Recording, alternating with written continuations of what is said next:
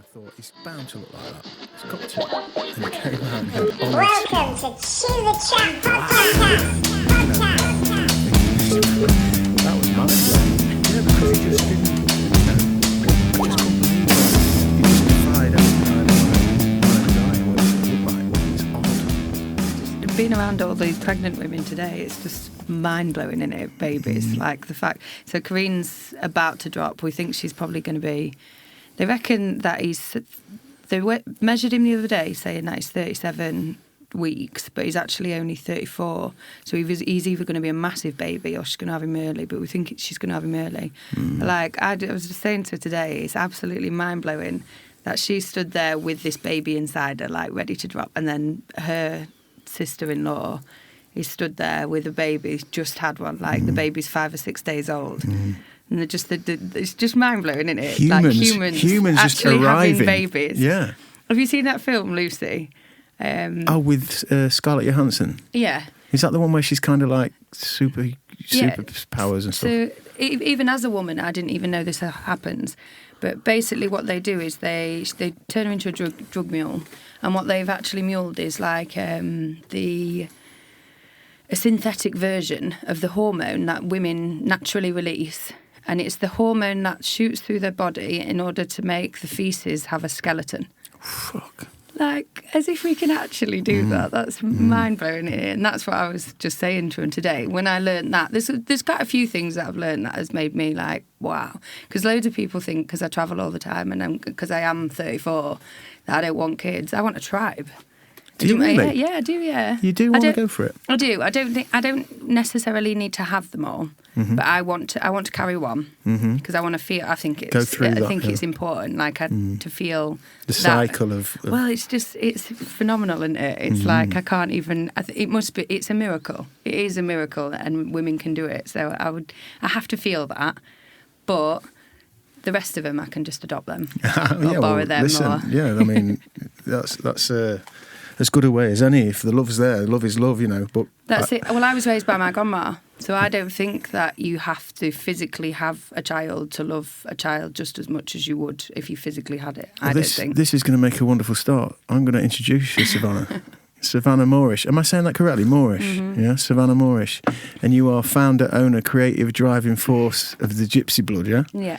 Which is, well, explain what Gypsy Blood is.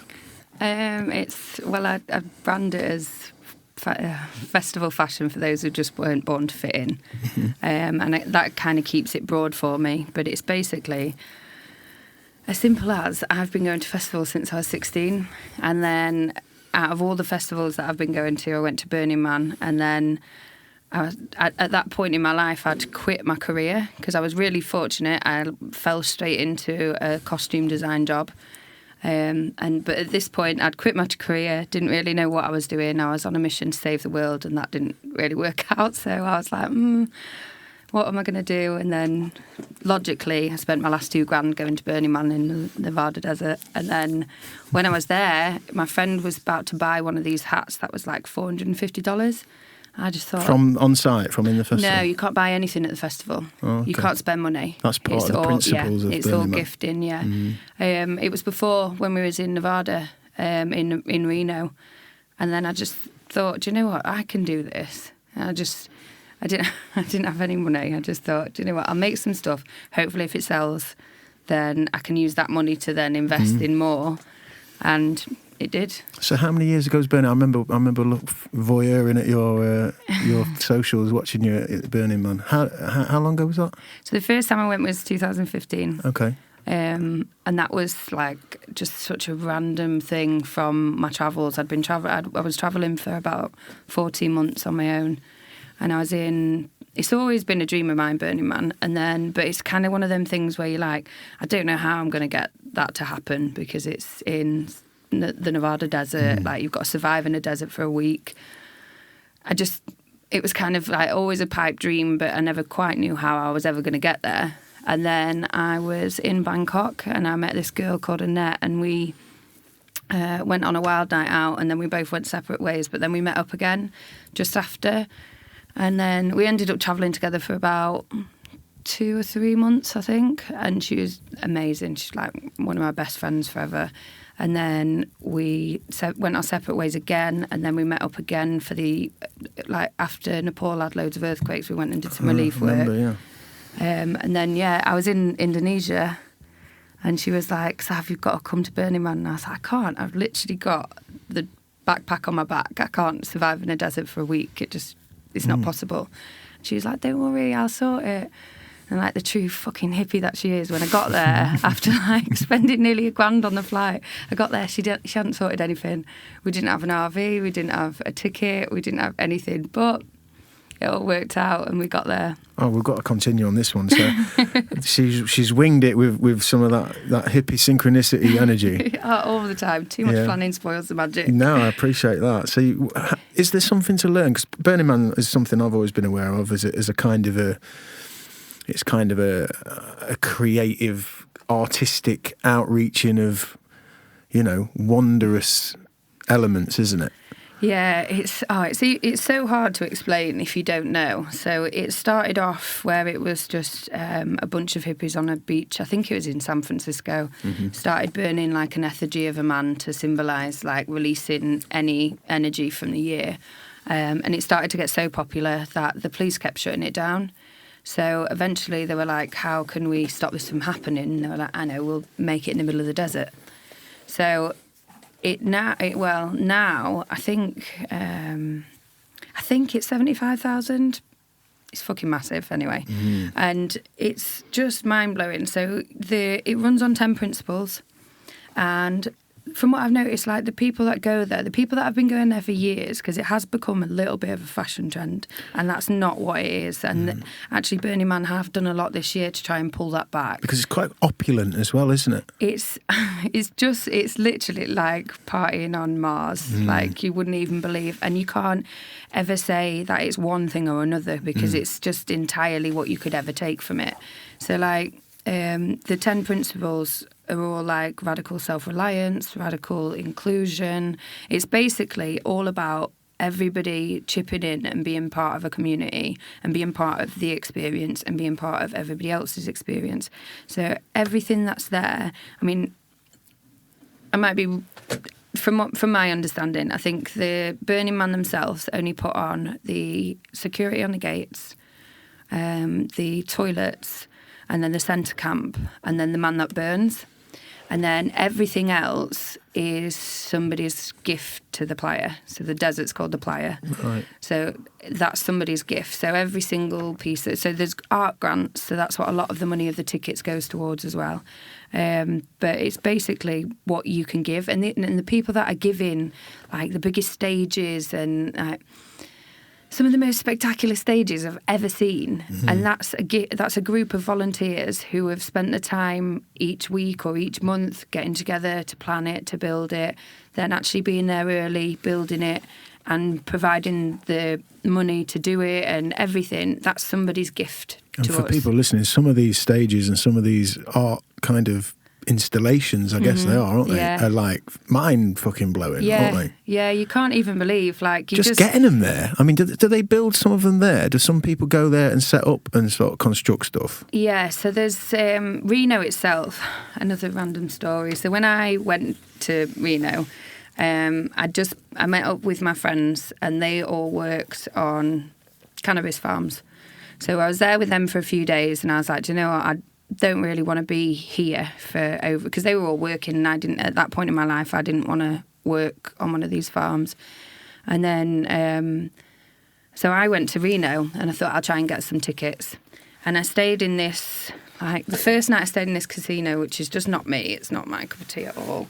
And then I met up with this girl who was also looking for a ticket and she told me about this Morris Burner hotel.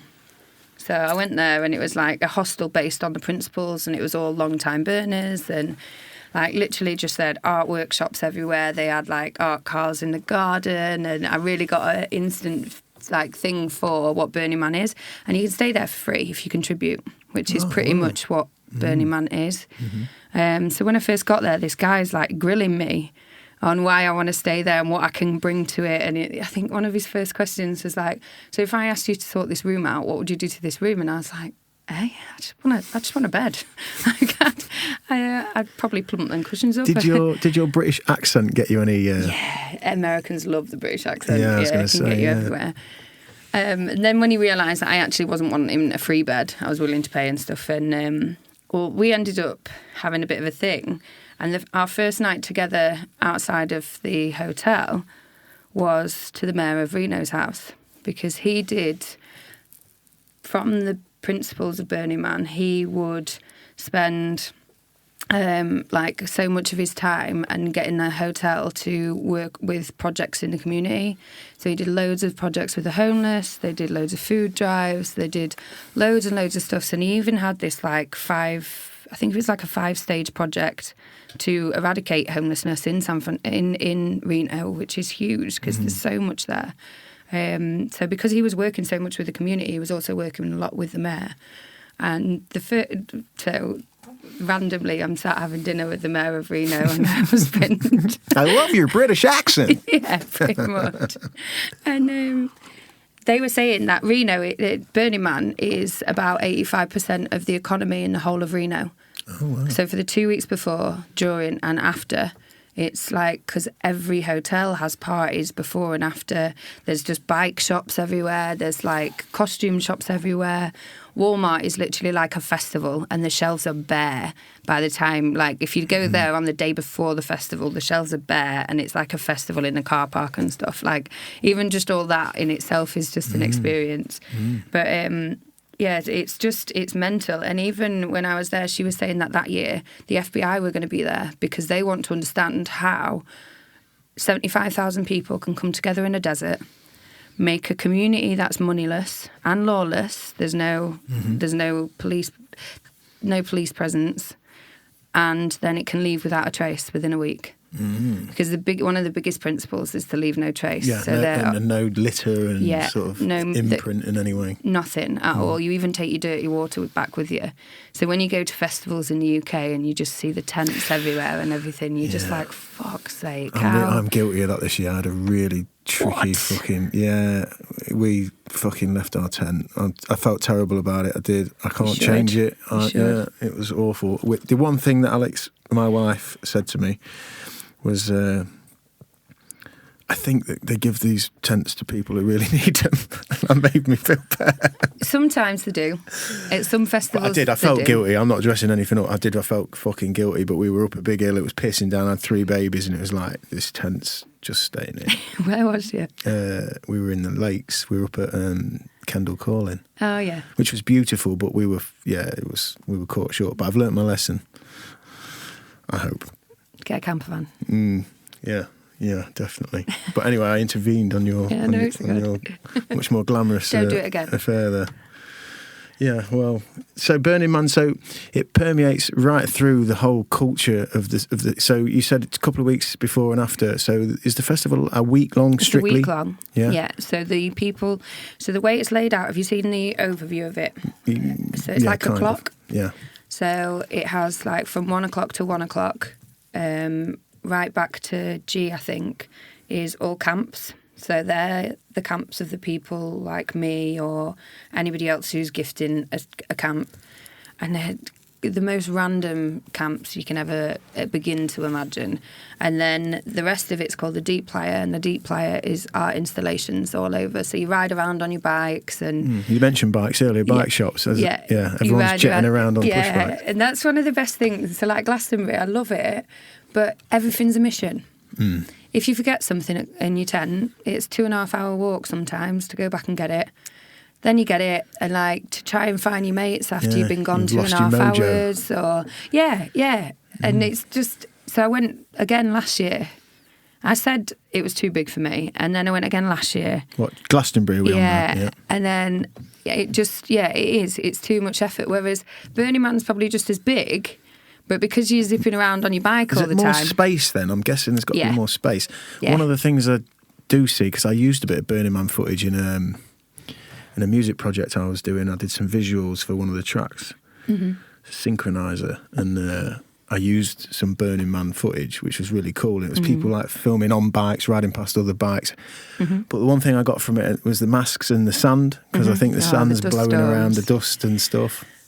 So are people like riding bikes and then like getting off that bike and then getting on this bike because where is my bike? And someone else... Well, you meant to stick to your own bike, but Yeah. like people pick up other people's bikes, definitely. That's why you try and decorate them so they look like yours.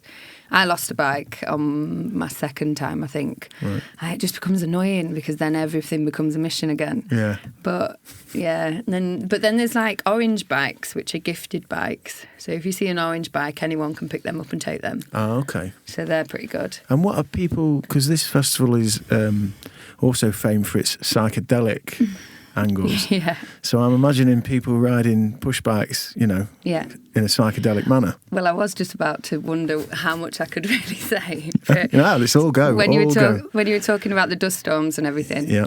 so like most people say that that's one of the toughest things about Burning Man because you are in the desert, that you are up against all the elements. It's absolutely roasting in the daytime and fucking freezing at night. Is it? And it drops instantly.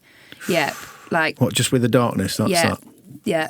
The moment it gets dark, that's it. It's What freezing. kind of time is it getting dark? I wouldn't know, Sam. One morning, I actually thought I was there for the sunset, and it wasn't. It was the sunrise. So, yeah, you lose kind of track of time. So do you, if you're out dancing and you've, you know... So you got to make sure that you're layered up, so you have it all in your backpack. But again, because you're on your bike, it's 10-15 minutes to bike back if you know where you're going. And if you can remember how a bike works. And well, I'm all right. I'm like a homing pigeon. I don't know how I do it, but sometimes, for some reason, I always manage to get it. But going back to the dust storms, like, there was one of the heaviest years, apparently, for years, and I was in this dust storm, but we'd just taken loads of mushrooms. Wow. And we were walking, and as we were walking along, the storm starts kicking in. So you got to be prepared. Like, you cannot go to this place just off the cuff. You've got to be prepared. So I had snowboarding goggles on, and then I had a dust mask, so I was fine. But as I was walking through, and the dust is like dust. It's not sand, it's like dust.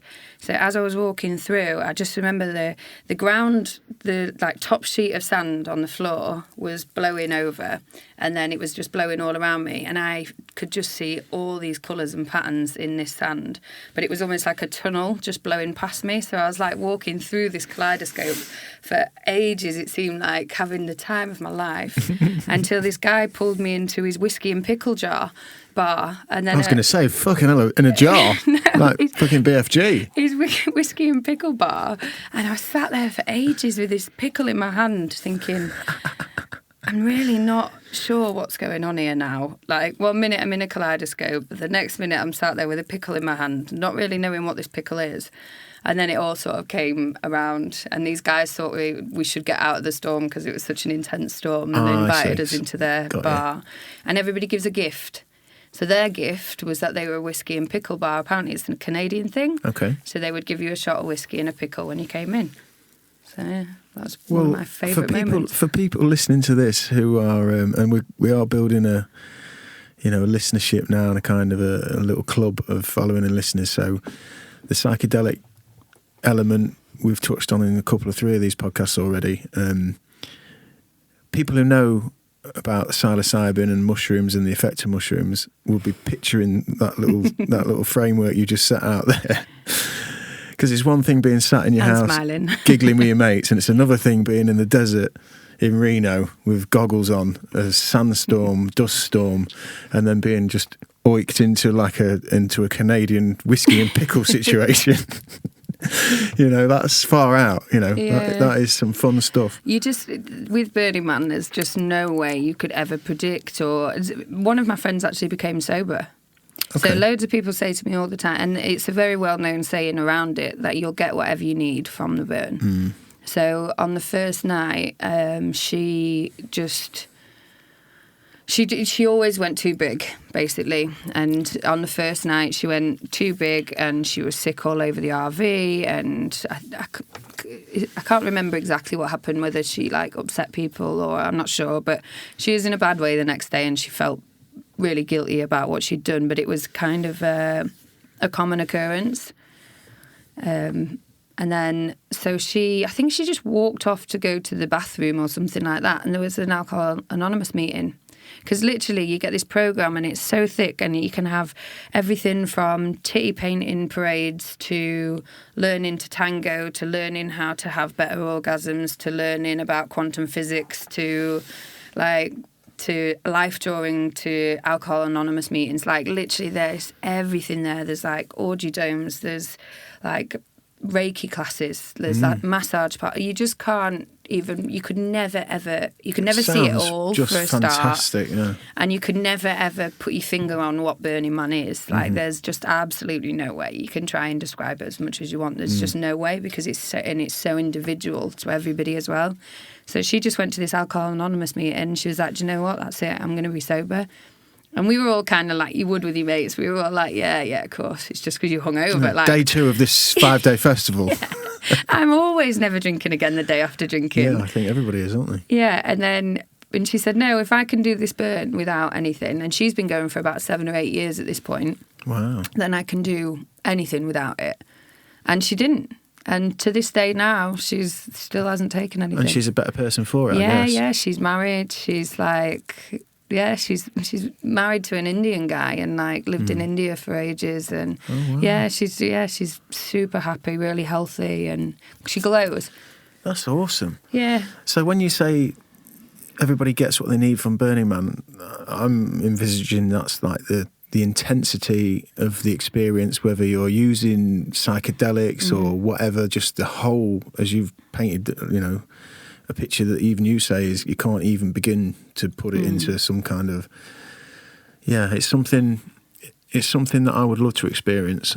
I would love to experience it. It looks hard work when I see the goggles and the masks and the dust and the, and I think about 5 days of, but then it just sounds magical. It does sound magical. When you put your goggles and your masks on, you kind of feel like a badass warrior as well. Because there is a kind of look. It's like space ravers. Yeah. I mean, anything goes. And do you know what really pisses me off, actually? Okay. Is the whole fashion craze of Burning Man. The fact that I've had people say to me, I'm not pretty enough to go to Burning Man. And that is absolutely fucking ridiculous, because that is so far from what it is. But... it's because it's become a fashion trend. What's happened, and one of the 10 principles is it's demodification. So, like, people will cover the Merc signs on their cars, and they'll put tape over the branding on their t-shirts and stuff like that. It's not meant to be about any branding. They'll never ever have like a Coca-Cola truck or anything like that be there. But they can't in certain aspects. They've put some things in place now, but in certain elements they can't control who's buying the tickets. And it got to a point where like all fashion brands were literally paying models to go there, have a photo shoot and leave. And so people were just thinking that you had to be some sort of like goddess to even go and to fit in. And all the pictures you're seeing on Instagram and everything were just these goddesses. It's not that at all. It's so far from that. It's like... It's interesting you say that, because when I mentioned the opulence of it, which is something that I've seen, and there's a podcast I listen to, which... it's a really important podcast for me, Tangentially Speaking, with Dr. Christopher Ryan. He's like he's an author, kind of an anthropologist, if you like. He sort of studies, or did study, prehistory and kind of tribes and stuff like that.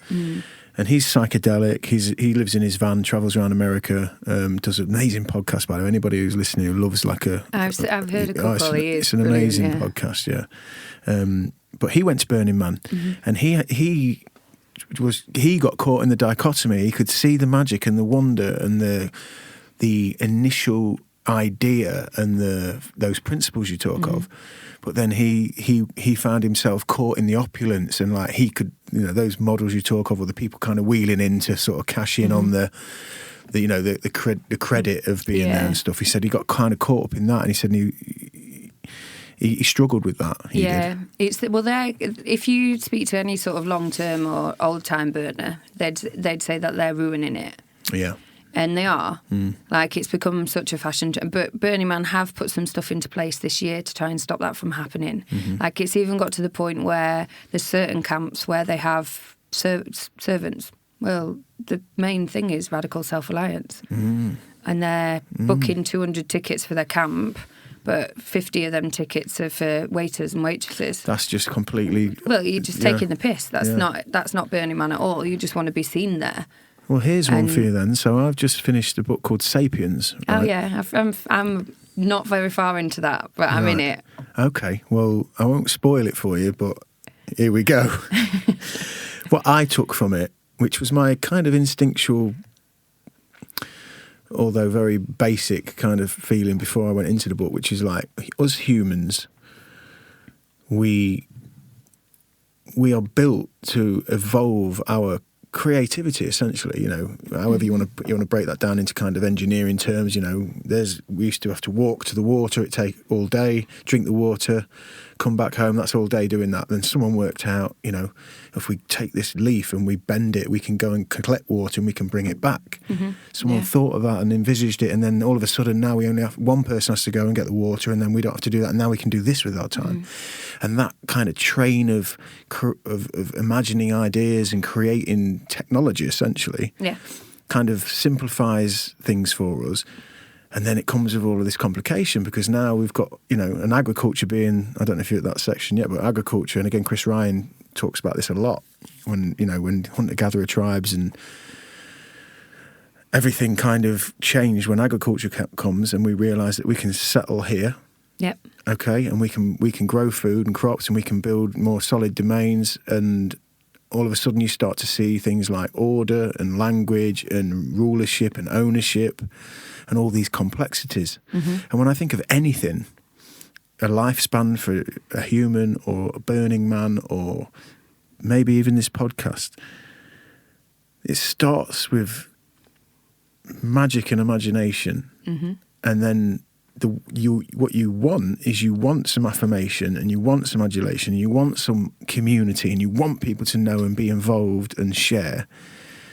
And then you get to a tipping point where it kind of kills itself, or we kill it. You know, classic example is we go, the new place. You know, once upon a time in the 70s, it was like Ibiza. There's this place, Ibiza. It's beautiful.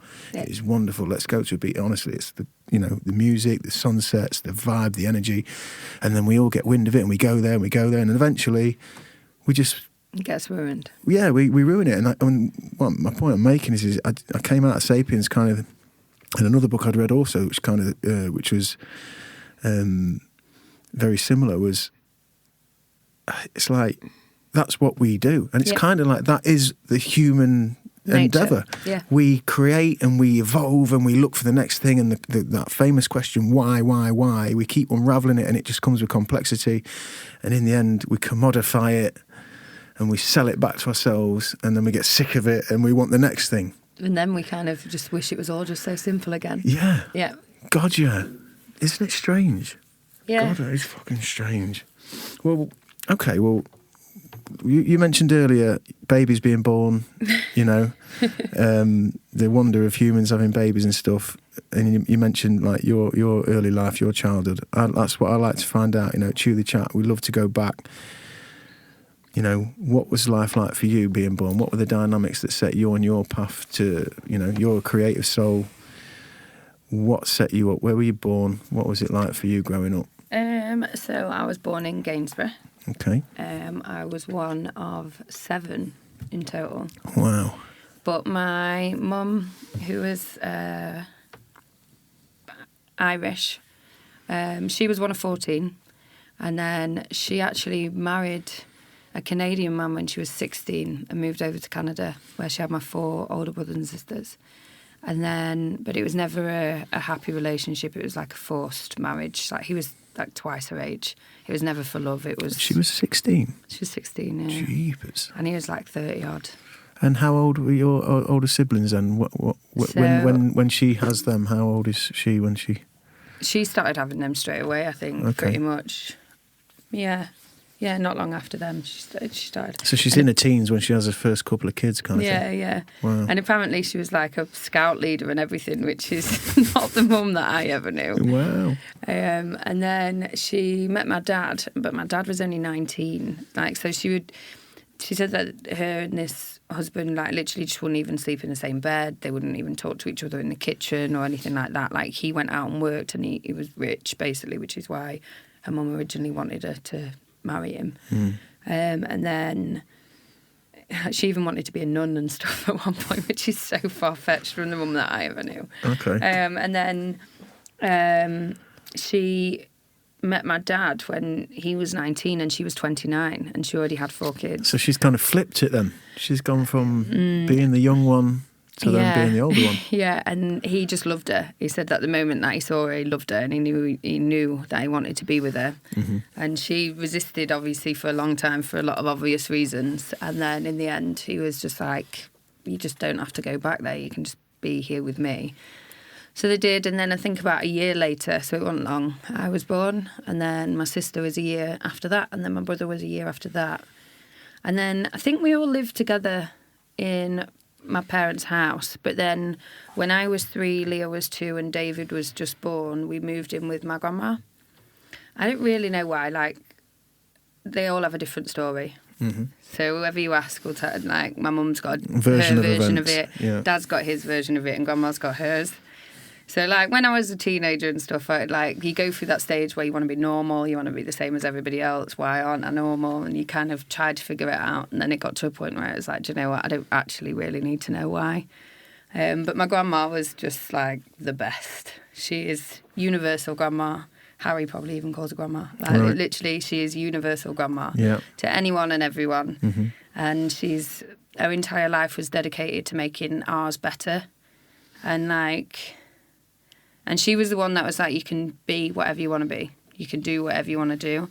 So she didn't have any money. She didn't have anything. She was like on sick. She had really bad arthritis in both her hands and stuff. And she slipped over at work and broke loads of her arm, making it like unable to work again. But we never went without anything, like ever. She would have holes in her shoes. She would and we would always... we'd never look scruffy, we'd never go without anything.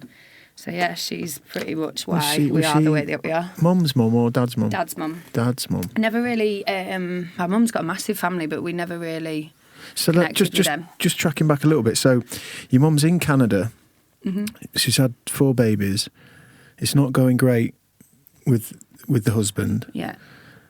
She meets your dad back in the UK? Yeah. So she's back here visiting family or something? Or, yeah, visiting family. My dad was boxing with her brother. Ah, there you go. And so they kind of hit it off, and then you guys are born, but you're only kind of 3 and 2 and just born when you go to your, excuse me, your dad's mum's to live. Yeah. And then you live there for... Forever. Straight run? Yeah. And what about a mum and dad together, or have they split them up? No, unfortunately they love each other. They really love each other. But then they became toxic to each other. And so they had to step away, which my mum never really got over, I don't think. But my mum's passed away now as well. Okay. But my dad's still in my life. I was out with him on Saturday. Yeah, he's still around. And he's with somebody else now, and they're happy. She's a lovely woman. So when you're with is it your gran? You call her gran. I call her grandma. So you're with your grandma, and you're the oldest of 3. How old are you when you start to think? Well, are you seeing your mum and dad? Are you seeing them at weekends? Are you seeing them here and there? Is it sporadic? Is it how? They weren't very consistent. Right. Yeah, they weren't very consistent. So I think they definitely liked to party. Right. Okay. Definitely. And my dad left school without any education, so he used to fight for money. He used to box and stuff, and then he did door work, and he was a bodyguard for quite some time.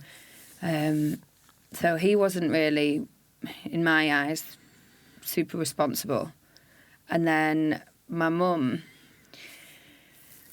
a strange one for me, because it wasn't until before she died I actually understood her. I used to really like them when I was younger because they were fun. So when we'd see them, it'd be at weekends, and we'd often party with them as well when I got a bit older. So they were fun, but they weren't necessarily what you would require from a parent. Like emotionally available in the sense of guiding you Yeah, I mean, my dad is incredible with words, so I did used to like idolise him when I was younger, definitely. And my mum, I just found her a bit weak, especially after her and my dad broke up. But it's funny because as you get older and as you realise, like, she used to have this big thing where she'd get drunk and she'd cry and she'd be like, I always want to see you, I always want to see you. And I used to just be like, well, you don't ring us, you don't text us, you don't call us. And that's such a human trait, isn't it? Like the amount of people that you've probably let go in your life because you're like, well, you don't put the effort in. But what I learned later in life was actually I had no idea how much she was actually going through and how weak she was. When what she was actually doing was she was giving me what she, like the best she could possibly give me with what she had at that time. And that's the thing, we often assume that you should treat each other this way. A parent should do this, a parent should do that. And yeah, in an ideal world, they should. But if that parent's cup's only like she went through a lot in her life that I didn't even begin to understand until I was older. So just the fact that she even like made it is like incredible to me because I don't like somebody shouldn't have to go through that amount of stuff. So when you say you've gotten older and you realise your mum's gone through some stuff, she's 16, she's in Canada, she's married, she has those 4 kids. So when you guys moved to your grandma's, are the other kids still in Canada? No, they all moved back. So my dad took on 4 kids and the oldest was 11. A boy. Wow. Yeah, 11. So it was 11, 10, 8 and 7, So when did they come back then? They all came back together. So were you all living together initially? No, they came back first. Right. They all lived together and then I was born. Oh, okay. Yeah. So your mum's been through some stuff previously that you found out later in life that starts to connect the dots for you? Yeah, no, just throughout her whole life, to be honest. She really did get dealt a shit pair of cards. Okay. It's like, okay. Yeah, do you know what? Like, so my mum passed away from cancer a few years ago, and the one thing that I really learned from it was that she would tell me all these things, like I don't even really need to go into all of them, but she definitely got trod on a lot throughout her whole life by almost everyone around her. What was, if you don't mind me asking, what was her relationship with her parents like? Well, it was the same with them. I didn't really know them very well, but they were very like aggressive and do what I say, and yeah, I've not really had that much to do with them, so I don't really know for certain. But so, like, I don't know how much to say really, just in case my family are listening. But like, so she was at one point like she hates church bells. Because at one point in her life, she was like locked in a tower. Like she said, you say she felt like she was locked in a tower. But when she was a kid, they would lock her in the attic, and she would just hear the church bells all the time. I think it was her nan, maybe. Just so like that was when she was really little, like 3 or something. And then she got forced to marry this man, and then like she got cheated on her whole life, and just like a lot of bad things happened to her, but towards the end of her life, she would laugh about them. She would talk about these things as though they were funny, and that's something that I really admired. That she saw the funny side of everything. In the end, wasn't bitter about it as much. No, I mean there was a long time where she was bitter, and I think that was the time when I didn't connect with her. So she was bitter, whereas I just thought she was weak and a bit angry. Because you never really know what somebody else is going through ever unless you take the time. And then also as a parent, and I would guess that a lot of parents do this, is you don't want your kids to know that kind of thing. So what comes across as weakness or aggressiveness or bitterness is actually just a person really struggling to heal with what they're going through or been through or going through. Yeah. It's interesting you say that, because with our own children, you know, my wife an estranged relationship with her dad, and I've got some mixed up kind of background as well. But we have chosen to talk to the kids about that. So we do tell the kids, you know, in the right circumstances at the right times. You know, often when they need to learn something, you know, they'll pushing for something or whatever it might be, you know, they're not being grateful for something, or in simple moments like earlier today in this very studio, you know, my wife went for a run and the kids were with me and we were just sat in here watching the BFG and they're all cuddling into me, and it's a bit later than it really should be for them. It's bedtime, but they're in the new studio, and I just had this moment where you just realise that this is really important. This is lovely. Like, we're together, and right now, touch wood, we're healthy and we're working at this thing, being together, and we're growing. And in those moments, I always take the time to tell them, you know, and even if it's in a negative thing, you know, it might be just relaying the fact that your mum's dad wasn't there and she didn't have daddy like this, you know, and granddad wasn't a bad man or anything, but he in a similar thing, he didn't get love, you know, from his daddy, and he loves you, but he doesn't know how to tell you, and then that means sometimes he's not there. And so we try and remind them, you know, of our experiences in the hope, at least, that they can sort of measure it out in the long run somehow. I think that's a really difficult thing. That's the difficult thing to get around, isn't it? How much do you tell children? Because you're trying to protect them, of course. But in the end, it comes around. So is it a case of do we need to? I don't know. Every situation is so different. It's finding a balance, and I think that's probably one of the hardest things as a parent. I mean, I'm not a parent yet, but I do think that that's probably going to be, for me and for every parent, the hardest struggle. Like, how much do you protect them? How much do you get them ready? Like, I think that's a juggle that all parents face with everything. But I think the biggest thing that I learned from that whole experience with my mum is that you can't... It's so easy to judge people when really finding, like, understanding is probably the most important thing. Like, understanding that, okay, that might not be how I would do it or how I would want somebody to do it to me or for me, but that's all they've got to give, and that's fine. And that's rather than holding anything against. So I didn't...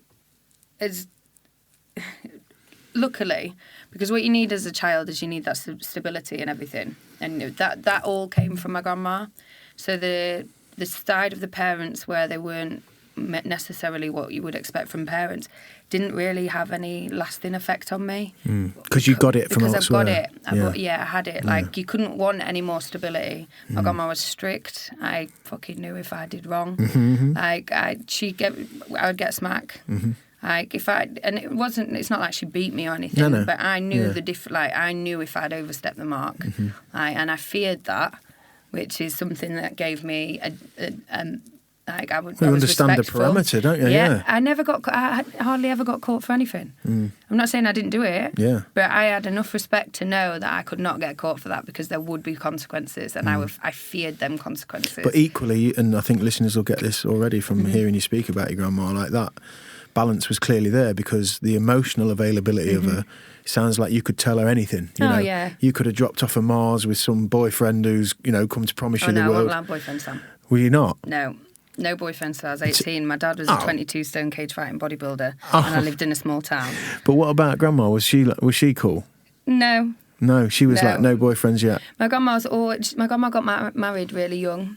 And before that, she was a mod in the 60s, and apparently a bit of a wild child. Not that she would ever admit it. Okay. But I think she definitely is a little bit bitter that getting married and having kids young stole her youth. Got you. So she was very much like, you don't need a man. Yeah. You can don't dive in. Yeah, you can go out and enjoy yourself and explore and do everything you want to do. And she used to help me make my rave outfits when I was 16 years old. And going out in like furry tops, and it's probably when we first met, actually. Yeah, probably, across it's illuminated electric lights, Yeah. God, yeah. Yeah. Well, she sounds like just a lovely, balanced, like you say, universal grandma. Oh, she is. If my friends are ever like going through a breakup or anything, they'll get like text messages off Grandma. How's it going? Oh, bless her. I pay a phone bill, and I rang up one day to get like an upgrade. And he was like, oh, I see you send a lot of text messages, Savannah. He was like, actually, a lot of text messages. You sent over 2,763 messages. And this is your grandma. And I was like, that's my 67-year-old grandma, that. And he was like, are you kidding? Yeah. And she's just making sure everybody's all right. Just making sure everyone's all right, yeah. Oh, bless her. That's lovely.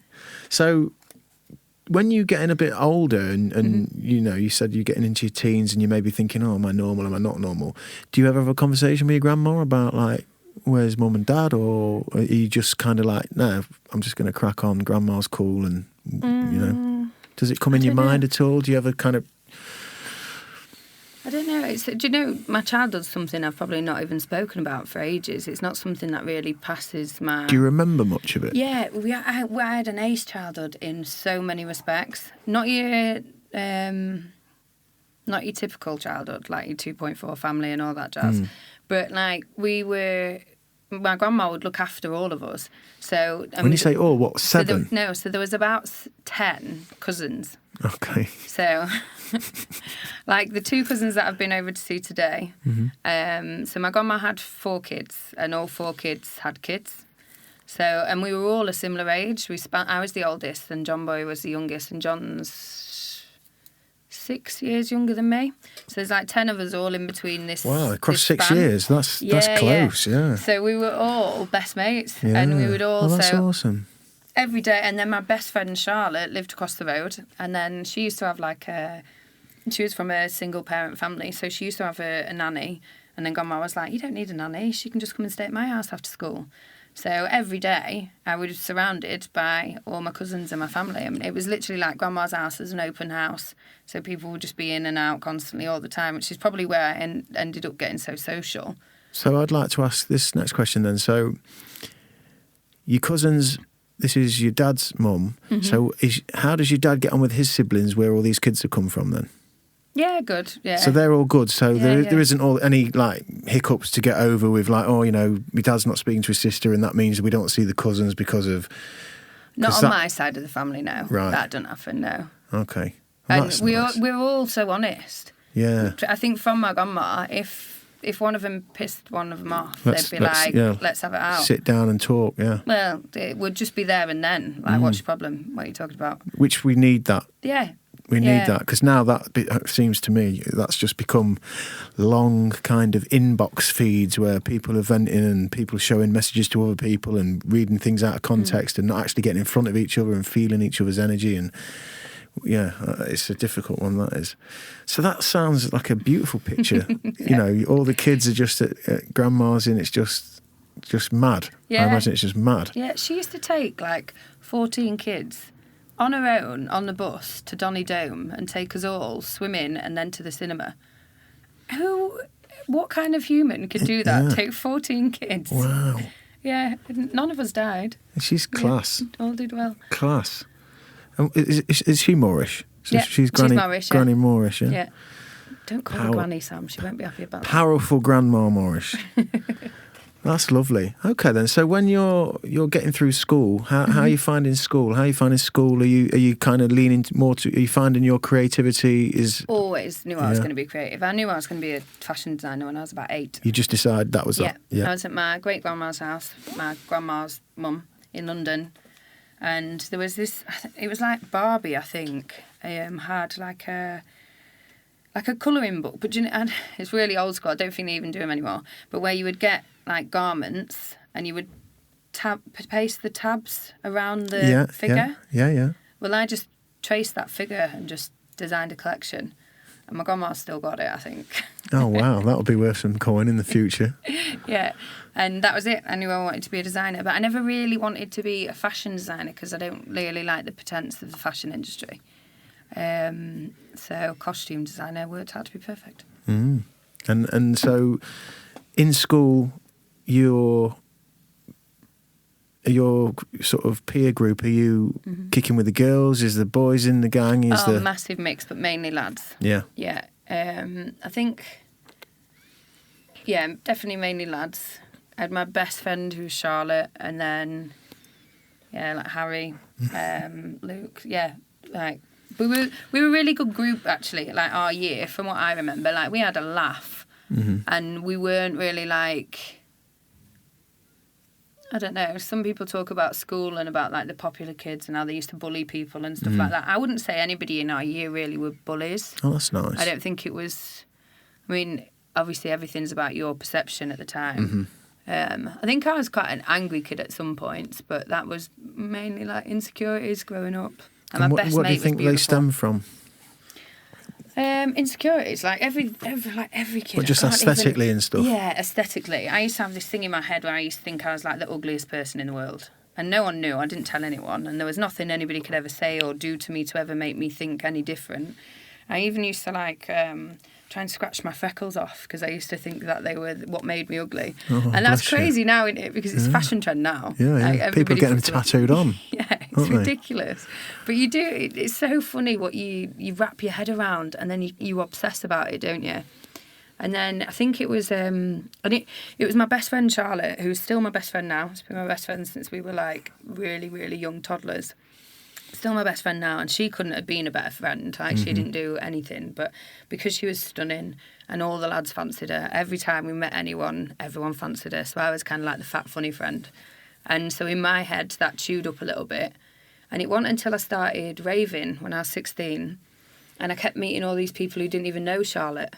And then they loved me regardless of Charlotte. And then and like people like Del and like older friends and people who had from completely different walks of life to anything that I'd ever known before, and at all different ages. And we'd all just go to this one rave influence once a month.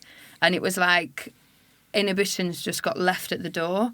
And that paved the whole new sort of mindset for me. Would Charlotte be raving with you? Yeah, of course. So, did she know that you felt like that at the time? No. And how was she? Was she just magnanimous and lovely and sweet, or was she a bit sassy and she knew that the boys liked her? There you go. She couldn't have been a better friend. She couldn't have been a better person. Like, Powerful Charlotte listening to this. Yeah, if I ever said to her, we've had this conversation since, and she's like, God, I can't ever believe that you felt like that. Oh, bless her. Yeah, because that's difficult if you do know that. Yeah. We're back to that dichotomy then of like, do you tell somebody how you feel or not? Because it sounds like she's really sweet. Because some girls, there's a lot of dynamics where that dynamic you mentioned where you've got the sassy one who knows it, who's got a friend there for support, who she kind of leans on and, becomes a bit of a front dummy for them. A lot of the I've met those girls.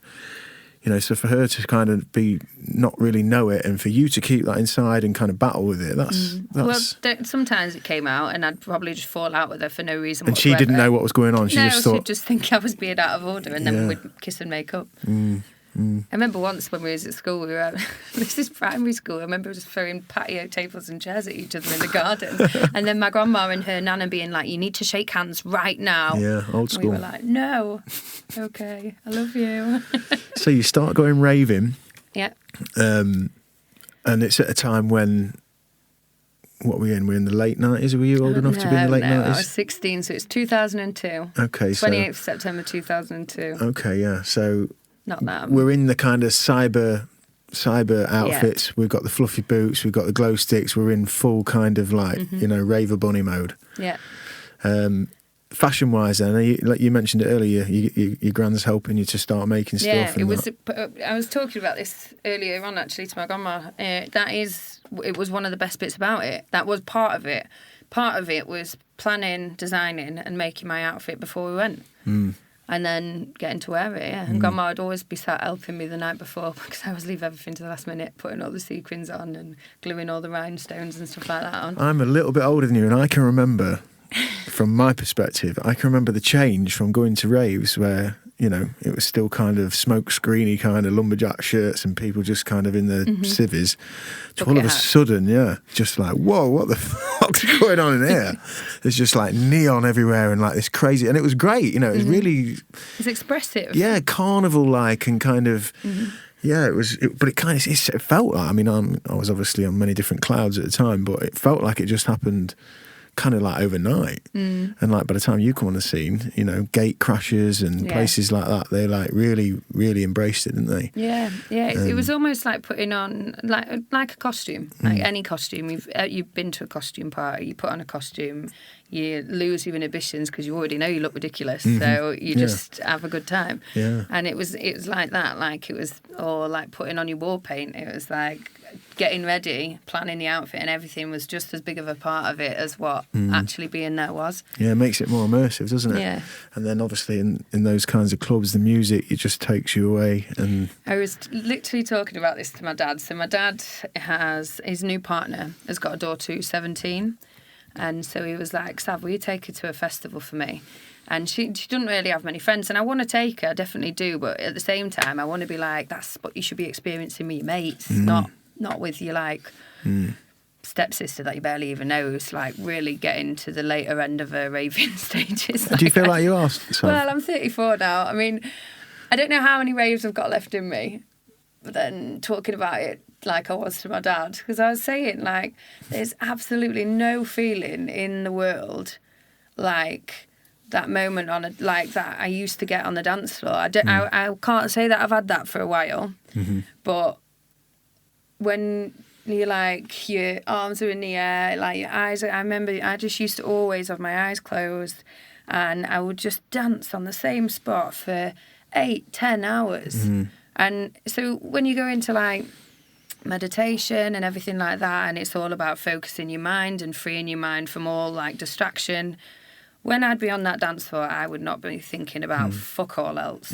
Nothing mattered. Like, the worst things in the world could be happening around me in my personal life or anything like that. But that 10 hours that I was on that dance floor, nothing in the world mattered. It's interesting you say that. The first episode with Matt Frost, who was a party boy, you know, he pioneered a lot of the free parties. He's now very into his meditation, his flotation, and all these things. But he said a very similar thing. And we don't do it enough. We agreed on this, you know, we don't dance enough. I miss that element of it.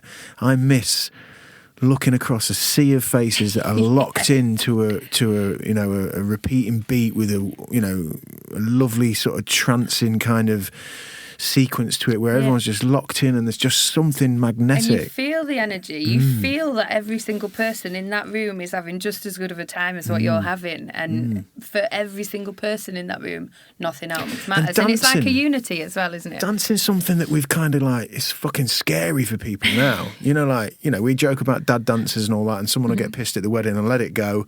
And then we all love it. You know, dad's on his knees with his tie around his head and like he's as daft as a brush, but we all love it because I think what's happening is for whatever reason, our culture's kind of, we've built it into some kind of a, I don't know, a situation where we care too much about what people think. Yeah, and we just don't let go. And actually that letting go, whether you can dance to the groove or you're in time or not or what, just letting go of your body, which then lets your mind just fucking... We're missing that from our culture. The amount of people that say to me, I can't dance, that's absolutely ridiculous. You just do whatever your body tells you, do whatever the music tells you to do. There's absolutely nobody that can't dance, ever. And do you know what? Funny you should say this. Have you ever done an eight rhythms dancing?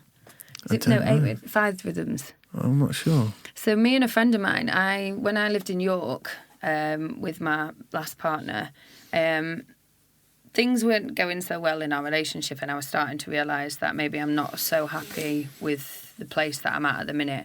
And a friend of mine was in a similar sort of mindset, and we were just like, fuck it, let's just get out of the house, let's do something. So we looked up, and she's also into like meditation and everything, so we looked up what was on, and there was this 5 rhythms dancing. She's like, oh, I've done this at a festival before, it's loads of fun, let's go. And then... oh my God, it was like, we were both stone cold sober. It was one of the weirdest experiences of my life. We walked into this room and then he was like, right, just dance. And the people in there were the most eclectic mix of people that I've ever seen. And it's like a Wednesday night at 7 p.m. or something. And it looked like if you walked into the weirdest rave you've ever been to at 7 o'clock in the morning. Do you know, just like the last few weird stragglers on the dance floor? Me, by the way. Yeah, me as well. Once it was. And then it would literally just, these people were literally, that's what they were doing. They were expressing themselves in movement. And I know there was this one guy who, he was definitely an accountant he definitely wore a suit every day. You could just tell he was that kind of guy. And he was like... gyrating around and going up and going down, and then the music literally just took you onto all sorts of things. And at first you kind of like trying to dance and you're a bit awkward and and then it was kind of like, fuck it, I'm joining in, let go. And then you just like went for it. And honestly, couldn't even tell you what movements I was doing or how I was doing it. I was dripping, we were both just dripping with sweat and like but every single person in that room had grins on their face from ear to ear, and everyone in that room was loving it. Like, and that is kind of what you do at a rave, but also a rave, you have a lot of narcotics and stuff that aid that. But these were people who were willing to just literally let themselves go and be fully immersed in the sound and the dance, stone cold sober, without judgment. And that was the beautiful thing about it. No one at first, when we first walked in and we were trying to kind of like keep a rhythm and because you're used to sort of it was uncomfortable, I'm not going to lie, but then I think one of the biggest things that I've learned in life about everything is if it feels uncomfortable, just keep fucking going until it doesn't. And then finding comfort in the discomfort. Everything, every single thing. When so many people say to me, like, that's where all the rewards lie. Yeah, exactly. How can you travel on your own? How can you do this? It's like, I feel uncomfortable. 100% I feel uncomfortable, but I do it anyway. That's it. And then once we like finished, it's like ended on this like massive like classical end, and everybody's so the music's kind of going all over the place. The music's taking you all over. It's like swing at some points, and then it's disco at other points, and then it was like this like opera sound, and then it was like it ended on this real dramatic finish, and literally almost everybody was on their knees, like arms in the air, and it was just like when we finished, everybody was like panting and like, and me and my friend just walked out, and we were just like, I don't even know what we've just done, but I feel amazing. Release. That's what you've just done. And I think, if you've listened to these podcasts, Savanna, part of my sponsors are things that I have firmly in my life, like floating and the cryo and stuff. It's like release is so important. Even martial arts, especially for young men, and you'll know this because you do. You kickbox and your dad's obviously Thai box. Yeah, there's a difference. There's a very big difference. Big difference. It's got the fun bits like knees and elbows and grappling and all the fun stuff. But that's such a release. So many young men that I've grown up with and lads that I see, and the narrative that I understand is like that release is really important because we're just walking this earth trying to get through all the shit, filling in forms and making sure we say the right things to the right people at the right times and doing things we don't want to do and always on our feet and maybe not getting the sleep we need and the commuting and all of the stuff. So just fucking let go. And as you mentioned there, like we've designed a society that's even creeping into places like Burning Man now where our people, what we worry about, the perception that other people think of us, and we're kind of going further away from our primal, innate kind of just simple stuff like fucking dance, talk, 100%. Don't text, talk, like, do you know what I mean? Like we're getting further and further away from that. So I think listening to that there from you, so many people will be listening to this now and thinking, I couldn't do that. But, you get them going and they will come out that. And the reason they feel like that the other side is because that pent-up thing that stops you is what you need to let go of. Yeah. And honest, I'm not going to lie, I felt awkward when I walked in. And I was like, oh, my God, what am I doing? I just sort of like started moving a little bit, and then I was like moving a bit more, and then it was like, actually, fuck it, this feels great. And then talcum powder came out. All of a sudden, I was like flinging my arms around in the air, and I think I did a few pirouettes and jumps and stuff at some point. But because no one else in that room, where like there was no judgment from anyone, then you just kind of went from it. But that's not real life. In most circumstances, if you go to a bar or you go to a club or you go to anything, especially in the Western world now, you are being judged 90% of the time. There is people in there that are going to judge you because we've almost, it winds me up, but with things like Love Island and all them kind of things, we've kind of romanticised and almost promoted a society that actually promotes judging each other. Like competition. And like and even all of the most superficial things as well, isn't it? Yeah, completely. Like and things like Love Island, where we've had all them people. We've had 3 people commit suicide through Love Island now, and yet we will. And people say to me, "Well, it's not the program," and it's like, "Well, hang on a second. This program actually promotes cheating on each other." Like dishonesty, like it actually promotes that. How can we say that that's not going to have a detrimental effect on other people's lives? Also, these people all look a certain way. They're all aesthetically pleasing to the social norm. Culture's profile. Yeah. And like It's sad now. Like, you go into anywhere and everyone has got their lips done. Everyone's got fake eyelashes on. Everyone. Don't get me wrong. I wear eyelashes when I go out. But it's sad, you're right. You know, and there's a lot of young girls now, pretty girls, would-be pretty girls, who are in there. Even, I mean, I know of this. I've got a stepdaughter who's going to be 20 this year. I know there's girls as young as 18, 19 who are doing Botox and doing these things, right? 100%. And they don't realise that this isn't a fashion thing. This isn't, you're going to cut an hole in your pair of jeans this year. And next year you don't even own the jeans. Like, you've put stuff in your face, chemicals, foreign chemicals in your face, that because you feel like you need to look like the profile that's being sold to you every time you scroll down your Instagram or anywhere. You know, the pressure's enormous for young women. It's not just women; it's men as well. It is now. Yeah, you're not wrong. Men as it well, is. Definitely. You know, it's. And coming back to the Love Island thing, one of the dark things that I often get furious about if I let myself go there for too long is like, you have to step back, don't you? well, it's, you know, in a way, you at first, if I, you know, I mean, we don't have telly, I don't have anything terrestrial, you know, this virus, I don't know anything about what's going out in the news world. I just don't know. I live here in this village with these people and I go about my life. When I think about things like Love Island, you know, and someone will tell me something about it and it will remind me of whatever it was that I did used to see on the telly, what really gets me upset is when I think about the degree holding, education holding executives who sit in a shiny building on a Monday morning and they say, right, what we need is we need to get this kind of a person in this kind of a situation because this will lead to this kind of a payback. Yeah. You know, and intelligent people who don't give a fuck about vulnerable people, about, you know, emotionally unstable people, about, you know, young, you know, people who are just very impressionable and they twist it and set it up and just fucking watch it roll. For entertainment. And that is abhorrent, you know. Yeah, so we see other people's, like, hurt and pain as entertaining. And that's quite shocking when you think about it. And I'm not going to lie, I got into Love Island. My housemate was watching it. And then once you've watched 2 episodes, that's it. You're invested. It's teasing on all of those things. You need to know what they're going to do next week. And you need to know if they're going to actually fall in love or whether this is just a game. And it's like, it becomes a little bit obsessive, but it's not something that I like. Yeah. Yeah, it's savage. It makes me really quite upset, you know. And like I say, having a stepdaughter, she's pretty wise. She's at university now. She's studying psychology, ironically. And I'm always kind of, you know, you said earlier about how much do you talk to kids about what they should and shouldn't do and what do you expose them to and not.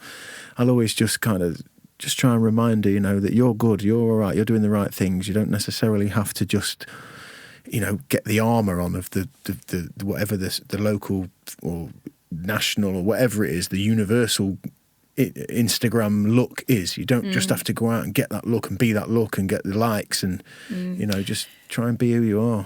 I had a thought earlier and I forgot and I've just remembered. So when we were talking about these kind of pressures, when we were younger, so you would have magazines and you would have movies and you would have all these beautiful women that you and beautiful men that you were wanting to look like, aspiring to be. But you kind of always knew that they're just famous, so like it's unattainable. Often they had a actual skill, like an actor or a singer. Yeah, often. Very true. But they were famous, so they were meant to look that way. So you were kind of distanced from them, in a way. It's unattainable. Yeah, really. unattainable. Yeah. Whereas now, with the likes of Instagram and everything, and everybody retouching their own images constantly, like it's the girl next door or your mate that you went to school with who you're aspiring to be like on Instagram. Well, you've no longer got that detachment now. Like you should be more like them because you are part of the same. And then so that's.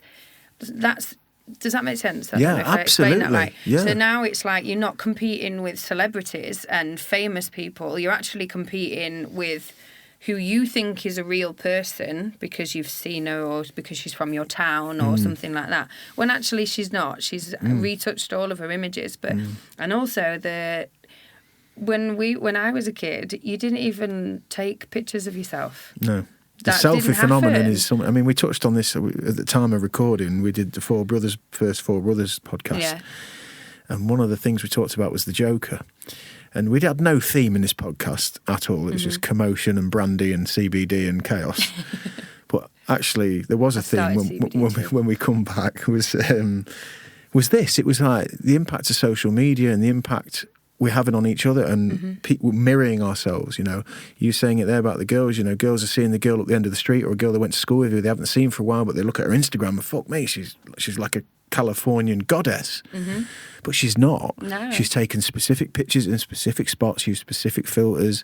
You know, she's probably taken 100 of them pictures. She's probably cried tears because she didn't get as much likes or whatever it is. Yeah. Yet somehow that's permeating your consciousness and making you think, shit, I've got to be in this somehow, you know. I'm it's not good enough. for My young life's people. boring. Like sometimes I do worry a little bit that like by showing all my travelling and everything on social media that I might inadvertently might make somebody else feel like their life's boring. Like that's something I'm aware of.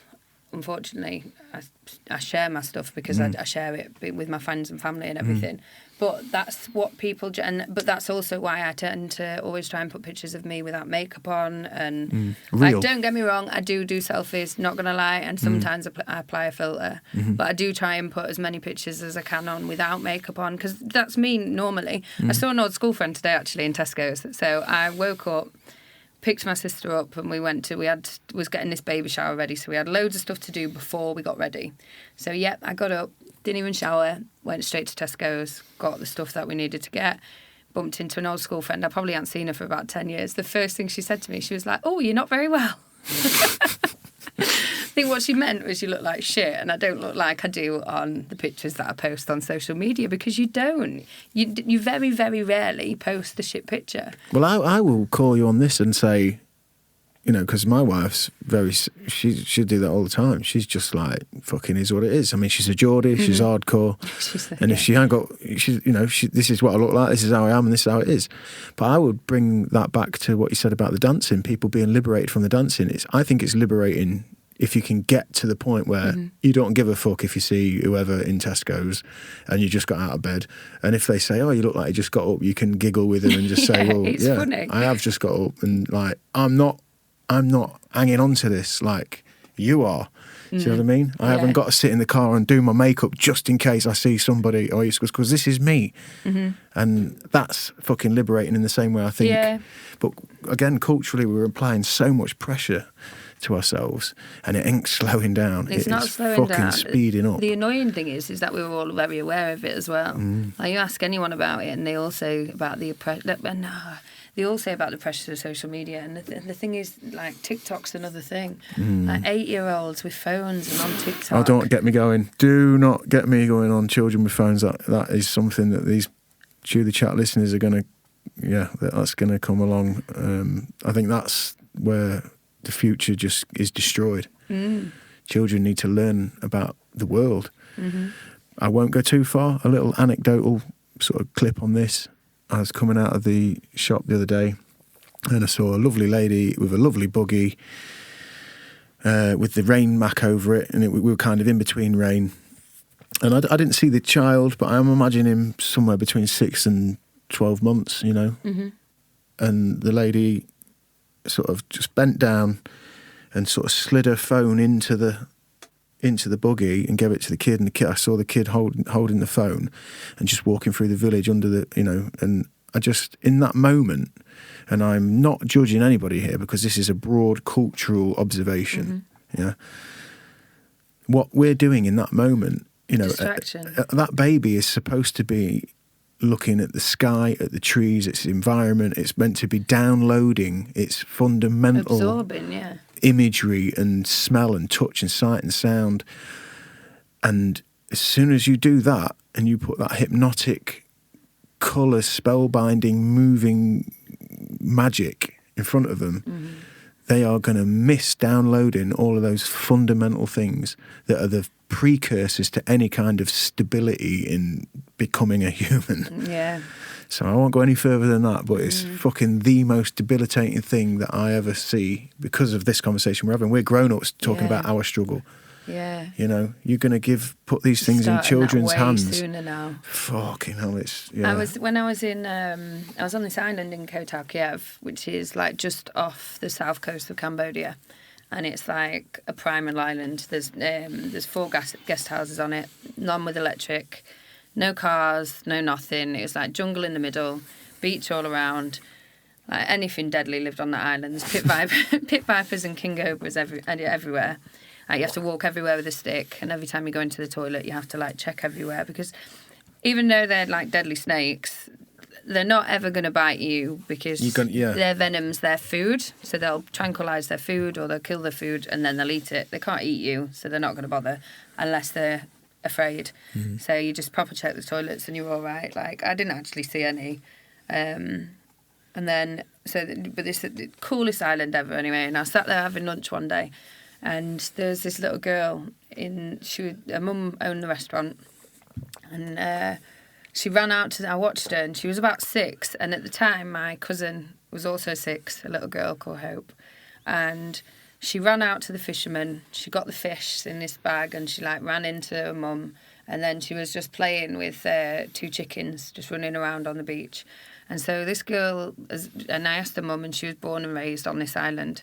So this girl's never been around a brick building. She's never been around a car. She's never been around like anything. And I just sat there for a while, because you have a lot of time on your hands when you're travelling. And I was imagining like what it would be like to drop her in the middle of a city. Like, could you imagine? Like, she would be terrified. Mm. Whereas if I picked Hope up and took Hope to this island, I don't think Hope would be even slightly as overwhelmed, maybe even slightly underwhelmed, because she doesn't have the luxuries that she would have at home. And it just, I didn't conclude anything with it. It was just something that I was wondering about for quite a long time. I can give you a little bit of actual insight on that. Yeah. Right? Because as you know, I lived in Thailand for a while, and you came and visited us. Yeah. And my second son was born there. First son was only 8 months old when we went. And a big part of the reason we went there was a lot of my philosophising about where's the future going here. And I had family there and the opportunity there. And at a point in my life in my early 30s where I was like, you know what? Do I want to bring my kids up like in this world that I'm guilty of like pushing them into this? So we went to Thailand, and there was so many moments in Thailand where, you know, you talk about the little girl getting the fish, you know, the primal, real things. Mm. You know, our kids would be literally eating the chicken that was playing there like 20 minutes ago, and someone bashed it while we were sat there. You know, we ate it. Mm-hmm. You know, we're playing in the beach, the fish are coming out on the boats, they're getting cooked up on, you know, just such a more simple primal life. And I had the very dichotomy of not knowing if we could stay there after our first year, because there's a whole song and dance about doing work permits and visas and everything. And I was sat in the garden having a beer, and I was looking at my first son, who would have been not even quite 18 months old, in the garden. It's 10 o'clock at night, he's in his nappy, and you talk about the pit vipers, you talk about all the things that are out there, and he's got his little stick, and he's with our little dog Ragnar, King Ragnar. And all you can hear is the orchestra of the you know, the crickets and all of the crazy exotic little insects and the warm heat and just this simplicity. And I was really trying to find a way to get another job, like where I could stay in Thailand, but I was having to be balanced about it and think, right, if I go back to the UK, I need to have 2 plans, because this is going to go one or the other. Mm-hmm. And I've got to be able to find the positives out of both, because there is positives out of both. Yeah, definitely. And, you know, later on when I go full circle and come back, I change my tune entirely about this country and its ways, and realise that what I do is what's important. But the point at that moment I'm making is that I remember looking at him and having that you just said there, like, if I pick him up now, like he just started international kindergarten, so he was in kindergarten with like about 16 different nationalities.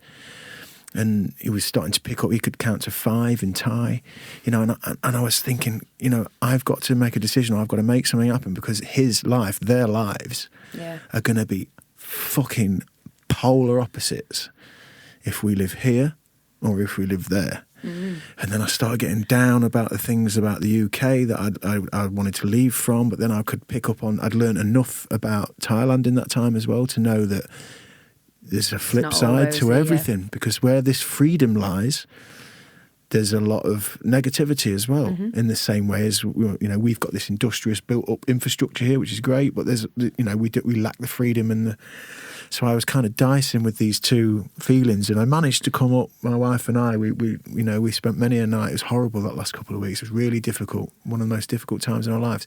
But as you mentioned again earlier, nothing worthwhile is easy. If you've got to find the comfort, and we managed to work out these two plans. And one of which was to get a job at a big chain and get like a health package and, like an international company. And it was, I got quite close to it actually. Nearly got down to like the last 3 or 4 people. And it was going to be as a retail manager in a big C supermarket. Oh, yeah. So like a foreign supermarket representing all of the meat produce to the foreign clients. And I would have been placed in Koh Phangan. Nice. Somewhere I love. Yeah. And I was thinking, God, so that life could be, I'm working 6 till 3. I've got time to pick the kids up from nursery. We're living in Koh Phangan. We get like an allowance for a home. We get a bonus every year, which would pay for us to come back and visit everyone for a month in the summer.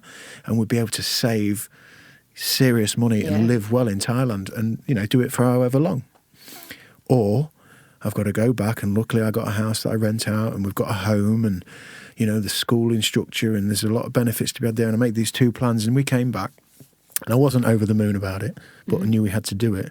But then coming back, it was a real epiphany of like, I don't know if you've ever read the book, The Alchemist. Yeah, of course. Santiago. Yeah. So it felt like that, It felt like I'd managed to glean the good stuff from everywhere I'd been, and actually here was just okay and fine, and all we got to do is create our own world inside this world, So yeah, that feeling, I'll never forget that of looking at a little baby in a nappy and thinking, this next decision is like going to be everything. It's going to change everything. And who knows if we'd have stayed there? Who knows? You never know. You have to trust it, don't you? And that's what I say about absolutely everything. So when people say to me, how do you travel the world on your own? And you just have to trust. You have to trust that you've made the right decision, or if you haven't made the right decision, or if it doesn't appear to be the right decision, that at some point it's going to come into fruition, the reason why you made that decision at that time, and just keep moving forward, knowing that, all right, it might not make sense, I might not understand it now, but eventually it will, and at some point it will, and then that's also where your growth comes from. And you've been super brave, like, because as you mentioned earlier, you've travelled a lot on your own. Where are you with travelling now then? Are you still on the move? I mean, I know your job, excuse me. So when you are flying here, there and everywhere work-wise now, are you doing stuff as well as Gypsy Blood, or is it? Yeah, so I've actually gone back to my old job part-time, right, which is Smithy's. Yeah. So I actually got the job at Smithy's before I finished uni as their first costume designer. They didn't even have a design team at the time. Again, right, so my friends say to me, Charlotte, in fact, always used to say to me, you could land in shit and come out smelling of roses. And it is the truth. That's a cool quality. But that's that trust and belief you've got, though, I think. Yeah, I always say, I'm always joking with my friends, I'm just one of life's winners. You're just letting it happen, though. Yeah. You're letting it be, aren't you? You're at peace with it. Yeah. And then, so my sister was actually working at Smithy's, which their head office is in Gainsborough. In like the packing department, I think, at that point. And she was working with the director of the company, Dom, and Dom had said to her, what did you do at the weekend? And she said, I was at my sister's house for a costume party. She said, what do you wear? She showed him the pictures. And then she was like, who made your costume? She said, Savanna, she's just finishing a fashion degree. She was like, well, tell her to send a CV in because I want a design department. And then I didn't even have a CV, actually, but because I was still at uni. And I don't know how some of the girls on my course felt, but I partied all the way through uni as well. Like, I've always just been one of them people who could just fluke exams and coursework and things like that and just do things like last minute and still smash it. And again, that was somewhere where me and Charlotte, when we were kids, she had to work really, really, really hard for exams and things like that. So it's all like everybody's got strengths and weaknesses. 6 and 2 3, isn't it? Yeah, everybody's got it. And so that for me, like, I didn't even, I wasn't as committed to uni as what I could have been. I committed to the Yeah, but social growth at the same but time. you say that, you're kind of doing work, aren't you? Because you're going out raving, but you're doing you're making all the gear, and you're doing, so you're doing extra work, really. That's how I look at it. Exactly. And networking is part of it as well. Definitely. Those networking skills have helped me massively throughout my life. Yeah. So I went to this interview, and basically I just did a sketchbook of, because I knew Smithies. I worked there in a warehouse before I went to uni to save money for uni. And me being me, just could pick fault with almost every costume that they had, and I knew how they could improve everything, because I'm a bit like that. Mm-hmm. And so I went in with pretty much full sketchbook of, I think you're missing this costume, I think you're missing this, I don't think you really take this into account when you're designing this, and got the job straight away. So I started straight away after finishing uni, and then I was there I was in China within 2 weeks, because that's where all the production was made. 2 weeks after finishing uni, not even having a clue what I was doing out there. Wow, you're off to China. Yeah, it was actually, I used to hand draw the designs and scan them in and send them to the factory that way. Like, it's all done on the computer now, like everything. But yeah, that's how old school I was. That's how inexperienced I was. But my boss just gave me a chance, and then. So your boss sees something in you then that is like, this department's new, you're kind of spearheading it, and you're doing hand-drawn versions of stuff, and your boss is kind of just go for it. Yeah. And then eventually they got a bigger team, so a really experienced team as well, so I got to learn from them. And then, that team's massive now. We've got like 15 designers, I think, and that's changed a lot. So I stayed there for 9-10 years. And I loved it. Absolutely loved it. Like, there's not many people that can say that they love their job, and I loved my job. Like, don't get me wrong, there's certain menial parts of it where no one really likes it, but like, I loved my job. It sent me all over the world. I've been on some of the most crazy experiences through that job, and then because the product range is so varied as well, I could never really get bored, and I learned a lot. Like, I designed latex masks, I'd never done that before, designed lingerie, never done that before, designed wig ranges, never done that before. So they constantly I constantly kept evolving there, as well as the job evolving, so it kept me there for a long time and happy for a long time. And then it all goes a bit crazy then, because I always, in my interview, she said to me, where do you see yourself in 5 years' time? And I said, at some point I'll travel the world. And then after my first appraisal, they said, are you still thinking about travelling? And I said, yeah. And they said, well, whenever you're ready to go, let us know, and your job will be open for you when you get back.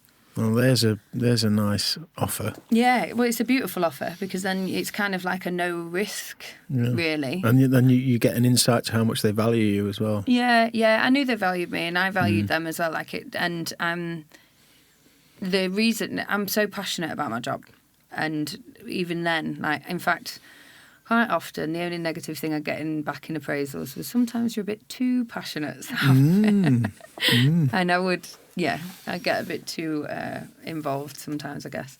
But yeah, that passion reflected in my work, so it was a win for them and a win for me. And then, so one of my really good friends committed suicide in 2013, and he rang me the night before he did it and was like, we're definitely going to India next year, aren't we, Sav? And I was like, 100%, definitely going. And he was definitely, we're off to Arambol, aren't we? And we're going to go to the raves in Goa. And I was like, 100%, we're definitely going. And just general chit-chat, but he was adamant that we were definitely going to India next year. And so when his brother rang me and told me about it the next night, obviously I was in shock and in bits, but I was like, well, that's it, I'm definitely going next year. And so I rang up my boss and I was like, Dom, I'm going to definitely go travelling next year. And she was like, oh, fuck, can't you go the year after? And I was like, no, it's definitely next year. And so that was the driving force for my first big travel, because I'd always said I was going to do it and just always enjoyed my life so much that I didn't even get round to it, Just didn't get round to it. And and didn't put you kind of always think, oh, I ain't quite got enough money, but if you set your mind to it, like, you can do it. I saved enough to go travelling for a year in 1 year. I worked my arse off. I took on loads of freelance jobs. I took on as much work as I could possibly do. I didn't go out. My first thing that I did was I wrote down every single penny that I spent and realised within the first month exactly where I was wasting my money. And then, and then just worked it out. And then luckily the job being incredible as they were was like, well, you're in Asia, do you mind doing a month travel, a month on Halloween in China? And so that meant I got a full-time wage but all expenses paid whilst in China for a month halfway through as well.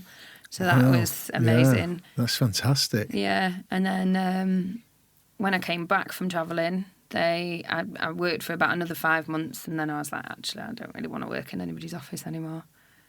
So I left, and then built this festival for a charity, then went to Burning Man, and then started my own business. Well, let's not skip through that too quick. So when you leave, or let's go back a little bit further, the catalyst for going, your friend leaving the earth, committing suicide, and you obviously shared the talk of, well, let's travel. So that was kind of an awakening, a reminding, you've got to do it. Let's kick up the arse, get on and live this life, and do what we say we're going to do, because there's always tomorrow, and there always is tomorrow. Yeah, exactly. And I was 28 as well. And were you grieving, obviously, as well? How did you take that? How did that affect you? Oh, it's hard. It's so hard when somebody commits suicide, because you're obviously sad, and you go through all sorts of levels of guilt. Could I have done this? Should I have done that? But it's not about you. Like, do you know, before him, it was a friend called Matt, and he was so loved. Like, literally, he was a legend. He was a legend. Anybody who met him would have said the same thing. Wonderful man. And before that, I'm not going to lie, I did used to think that suicide was a selfish thing.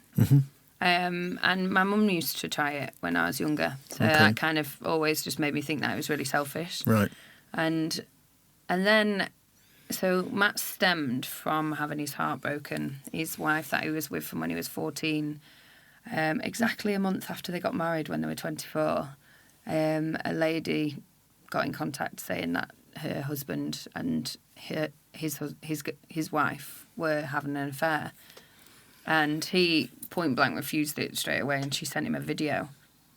And he didn't just wallow, like, he literally tried everything. Like, this is a man who'll ring you up at randomly any time and be like, Sav, I don't know, what are you doing? And I'd be like, I've just woke up, Matt. And he'd be like, right, I'm just at my friend's house in Leicester. We went out last night, and he was like, and I'm just doing his garden. Why are you doing his garden? Because his garden looks like shit. You should have a nice garden. So it'd just be like, this man would literally like just be random. He would try everything. He went on like random trips to Morocco. Like, he didn't just mope around. He didn't just like feel sorry for himself. He tried, and he just couldn't pull himself through it, I don't think. And I think, a spiral of loads of different things. Also, I think he ended up on some prescription drugs as well. And he tried his best to get out of his situation, and it didn't work. So when he did commit suicide, although it was overwhelmingly sad and painful for everyone around him, I do think that he tried everything else to find peace, and it didn't work, and that was the only way that he could find it. So that's kind of a little bit comforting. Yeah, I mean, it's what a difficult subject that is, and so different and individual, and But you get the spark at least, and his essence puts you in flight, basically. Yeah, he was. I was like, I couldn't let him down. I promised him. I promised him that I would go to Goa the next year, and then so I did. So then you I'm guessing learn a shitload. You meet wonderful, beautiful people. You realise the world is just wide open. You come back. The idea of being confined in an office in a building with a parking space and all those things kind of starts to feel a bit rigid. And so, how do Smithies take it when you say, I think I'm on my way? Are they as cool as they were before? Or yeah, definitely. They were always just like, if you want to come back, you can come back. It was always good terms. And even when I wasn't there, I would always be messaging my boss and stuff like, oh, I think you should do this. Have you seen these? And all that kind of thing. So there was always good blood. And then, because you were asking me about what I was doing my job, weren't you? And then so when I moved back to England, I moved to a friend's in Sheffield, and then I started my business there. And then I've been running Gypsy Blood for 3 years now, and it's amazing, it's incredible. But anyone who owns a creative business will know, the more money you make, the more money you put into it. So you never really have that much spare money for yourself. And I broke up with my first really serious proper boyfriend last year, and I lived with him in York. So I was kind of like on the train on the way home to my sister. It's kind of like a really sudden decision to actually leave. Like it had been on my mind for a while. And so when I was on the train, one of my best friends rang me and she was like, well, what are you going to do? And I was like, I don't know. I haven't thought that far ahead. Mm-hmm. And she was like, well, you do realise your best mate's just bought a house in Leeds, don't you? And I just didn't even think about Leeds, to be honest. And then she was like, yeah. And I was like, but it's not just me, it's Gypsy Blood as well. I need a studio. And she was like, well, I've got a massive basement and a massive attic and you can move in with me. And it was literally just before Christmas. And she was like, it'll be ready January, February time. So then I was like, okay, I can spend Christmas time with my family and that. And then it was around that time also that Dom, who was my director, was asking my sister, who still works at the company, what's Savanna doing now? Do you think she'd come back? Do you think she'd come back part-time? And I just thought then, do you know what, actually right now, because I was like on my own again, and it was winter time, which is a quieter period for Gypsy Blood anyway, I was a bit like, well, do you know what, this couldn't have landed at a more perfect time. Mm-hmm. So went back in, had the interview. I'm not afraid of hard work. Like, I literally work all the time. So I knew that it would mean more work for me, but that's fine. I actually work better when I've got too much to do than when I don't have enough to do. And then, so, yeah, I went back and it's been amazing, actually. I've loved it. I am aware that my business isn't getting the business development that it was getting before, but sales and all that kind of thing aren't being affected. So that's happy days for me. And they both marry each other. They both work hand in hand. So I feel like I'm happy with my situation. I just want to kind of frame Gypsy Blood's kind of conception and actualization. So do you think a lot of the inspiration comes from the travelling, from... How old are you at that point? Are you coming up to your 30s, are you at that point? When I came back? Yeah, so when Gypsy Blood, when you get back to the UK and you're like, right, I'm not working in a company anymore, I'm going to do my own thing. Well, for a while, so when I came back from travelling, I was like, do you know what, I just trust that what will be, and I don't necessarily need to work in somebody else's office 5 days a week to be financially stable. I just thought, you know what, I'll wing it, I'll see what happens. And also at the same time, the first place that I travelled was Nepal, and when I was in China, Nepal had a series of earthquakes that killed over like hundreds of thousands of people. So I thought, do you know what, I actually had the luxury of time, which most people don't, and I went back and did some relief work. So I raised loads of money on my Instagram and so through my Facebook and stuff, and then went back, and first week or two I did, like, we gave out food to the most hardest hit people because they still have a class system in Nepal. So the Tamang people don't get any help from the government. And then the few weeks after, I worked with a company who was a local charity who we built shelters. And so after doing that, it was like the best experience of my life. Like, I got more out of that than they did. Mm-hmm. And then after that, I was heavily involved with this charity, and they asked me to be a part of it. And so when I came back to England, I was a part of it. And then they asked me to help them build a festival.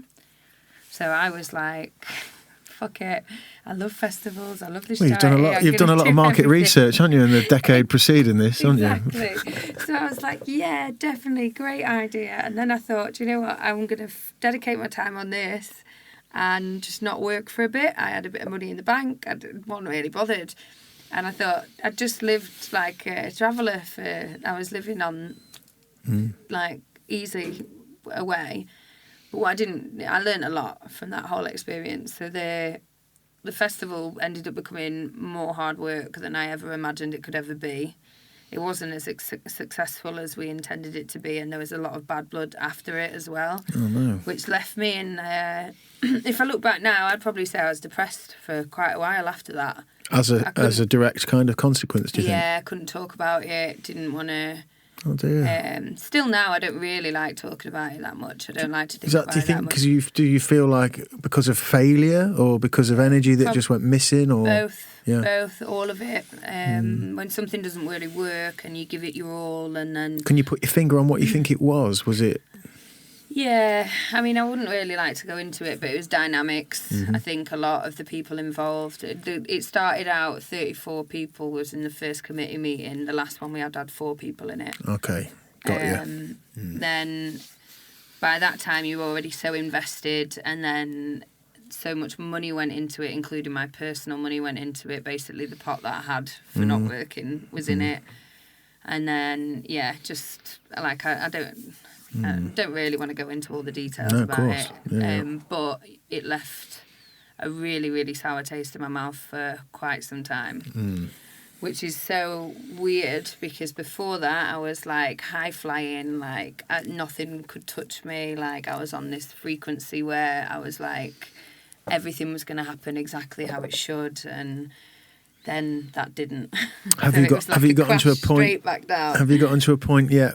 With hindsight, where you can look back at the festival and go, "Oh, that was meant to happen for a reason because it taught me this." Are you there yet, or is it probably grounded me. Yeah, it probably definitely. Well, in fact, it grounded me, and then I love my life now, so I can't say, it was hard, but I think again you have to go through them hard things. I met some incredible people, really incredible people. Oh, I hope my grandma doesn't listen to this, but I tried DMT. Oh, did you really? I did, yeah. Oh, wow. Well, how did you find that? Incredible. I literally couldn't... It was after the festival. It was at we had a crew party type thing. And it was a friend of mine. Me and his girlfriend had been talking about it, and we'd been saying, I really want to try it, but a little bit nervous about it. Because I'd always dismissed it for years. I was always, my grandma's definitely not listening to this. I'd always done other stuff, but I'd not, never, somebody told me years ago, it's what you release when you die and when you're born. I don't know if they told me about being born. I just remember focusing on the die. And I just used to think, why would I want to know what it's like to die? I don't want to do that. It's funny you say, because just behind you, look on that shelf. Somewhere, look, the spirit molecule DMT. Yeah, well, that's what changed everything for me. Mixed jasmine. Yeah. So then years later, I started, especially travelling, you meet a lot of people who have done a lot more stuff. Like I met this wonderful man who was a chemist.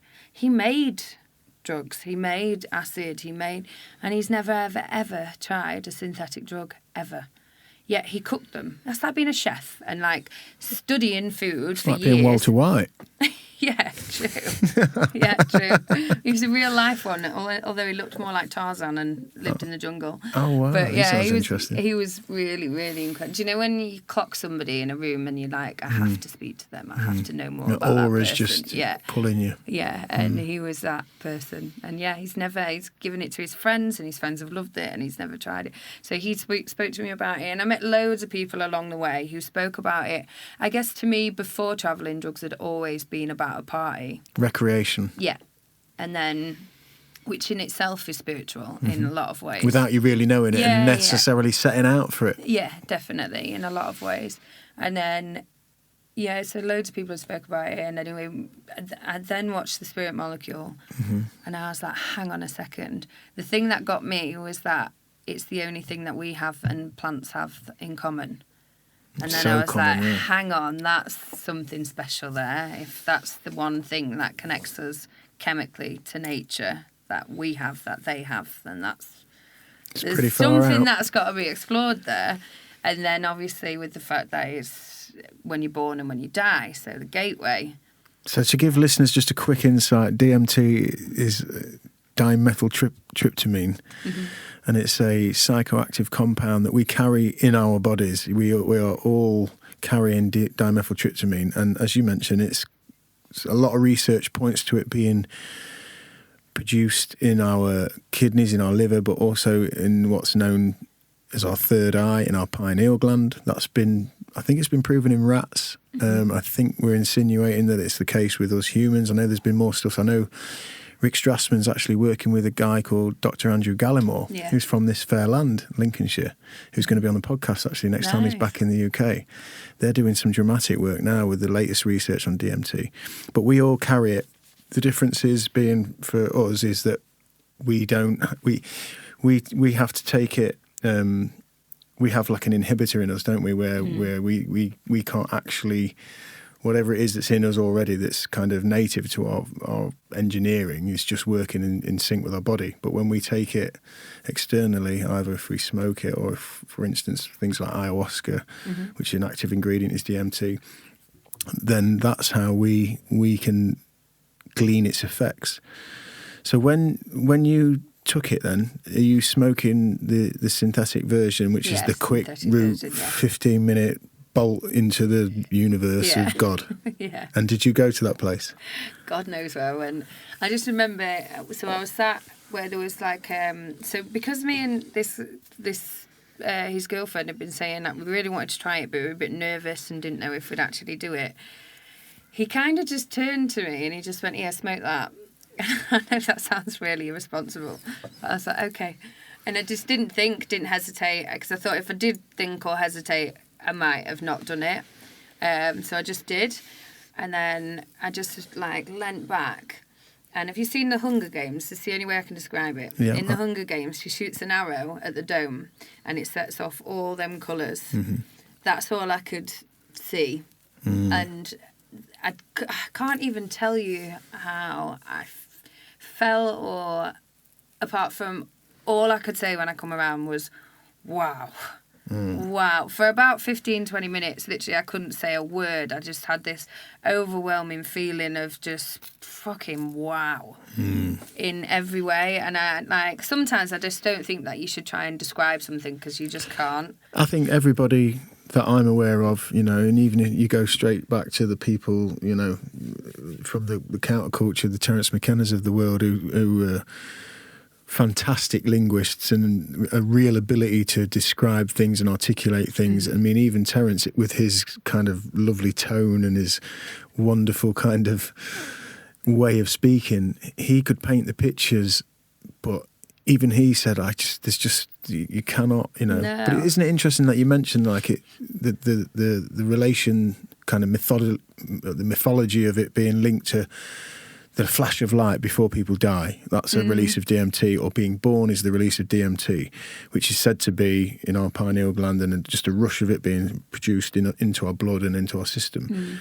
That when you do take it like that, and I've had this experience a few times, and that kind of arrow-like sensation you have, because there's layers to it. Because to break through is something, the most kind of rudimentary way of explaining it really is like there's the layers. So you can, like you mentioned mushrooms earlier, or anything like ketamine is not so visionary, but you get the colours, you get the geometrics and those things. But there's a level, if you hit it right with DMT, where you literally are like sent like a rocket somewhere. Yeah. I wouldn't, there was no way I was conscious of where I was at that time at all, in physically conscious of where I was at that time. That wasn't even a part of it. Almost like my body wasn't even a part of it. So I couldn't feel the grass that I was laid on or anything like that. That didn't even, my physical self wasn't even. You're just not even here. Yeah. Yeah, almost. Well, you see these Egyptian gods that are around us in this room. Yeah. I think my second or third experience, I laid back on the sofa after following Terence's strict instructions to just hang on in there on the last hit. And so I'm hanging on in there, and this sort of pipe bong contraption that I was using it started to, it's like a spaceship. It's like it was going to launch. And I can remember holding on, and then I just had to let go. It was like it was going to blow up into the sky, and I let go, and I sat back. And as soon as I shut my eyes, I had to bolt into the pitch black. And then literally as I sort of come to in this, and like yourself, I'm just laid back. I'm not anywhere in this world, in this realm. I'm in this HD 8K. And as I open my eyes, I've got this kind of code. And it's hieroglyphical kind of, but almost modern, like Atari kind of logos. And it's pitch perfect. And it's all white and black and it's moving through. And then all of a sudden these colours come from underneath me and start to envelop me. And I won't go much further than that because my mum's probably listening and she, but God, whoever that is, me, you, us, the Eggmen, when you come back from that, I mean, a friend of mine was with me, we did it together and he'd had previous experience on my first time and I was sat in my kitchen where you've just been and I've got one wall with all the photos of our family and stuff on. And I had been sat like this with my head down and I started to feel my body come back. I started to feel myself come back. And I kind of opened one eye and saw they're my legs, yeah. Oh, God, yeah, I'm a human. And I remember looking up and my friend had just been sat with me and he was kind of meditating on my energy, just sat there waiting for me and he kind of looked at me, just gave me a smile and I kind of looked at him and it was so overwhelming to come back. I put my head back down again and just as I'm becoming more conscious, being back here as a human, just the downloading of whatever that was. And I remember looking up again at the pictures of all my family and each individual picture I could get the emotion from every single person in every picture, the purity, the love, the journey to that picture, every decision, every meaningful right, every meaningful wrong. And as I'm looking at it, tears start streaming, tears of joy, how lucky I was, my children, my wife, my extended family. It's like I'd carried back this compounding, overwhelming knowledge of love that I couldn't do anything with other than see it in around me. Yeah. And my friends started crying and then we just hugged and it was just whoa. And how do you talk about that? You can't. You can just feel it. It's mind blowing. So you come back around on the grass. And how I guess, are similar. Then you're just I just couldn't. I just couldn't stop. And did you say you were with a friend who'd done it the first time as well? Yeah. And we were both just dumbfounded, ear from ear, gleaming, smiling. And the guy who gave us it, he was smiling. He knew exactly where we'd just been, sort of thing. And it was lovely. We were around a fire, and the place where it was like a fire pit built with trees to the north, south, east, and west. It's been a pagan site for centuries. Oh wow, you got some real energy then resonating around so there. It was just a really, really, really good experience. So there was so many different positives that came from the growth of that. I was going to say, that's my next question. How do you feel that kind of affect you into your forward path in your life? Do you? I'm not going to say in one profound way because everything. Yeah, little details, little grains of. Absolutely, everything's part of that. It's all just. Yeah, everything that you do, every single decision you make, every single person you meet, is all part of that. I'd never say that there's that sort of for me, there's never been one profound moment. It's just been a complete progress all the way along, I guess. And was Gypsy Blood up and running at that point? No. So at that point, I had no idea what I was going to do. Luckily, I wasn't in work, so I could help with the clean-up, which ended up being one of the hardest bits because nobody gave a shit then. There was a small team of us that were working really, really hard on getting it all clean and sorted, and for weeks and weeks and weeks after.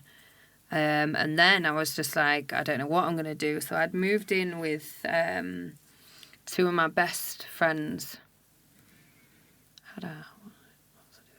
I'd moved to Sheffield and moved in with two of my best friends who had a furniture business, and they had they had their flat on one side and they built it was offices and it was a shithole.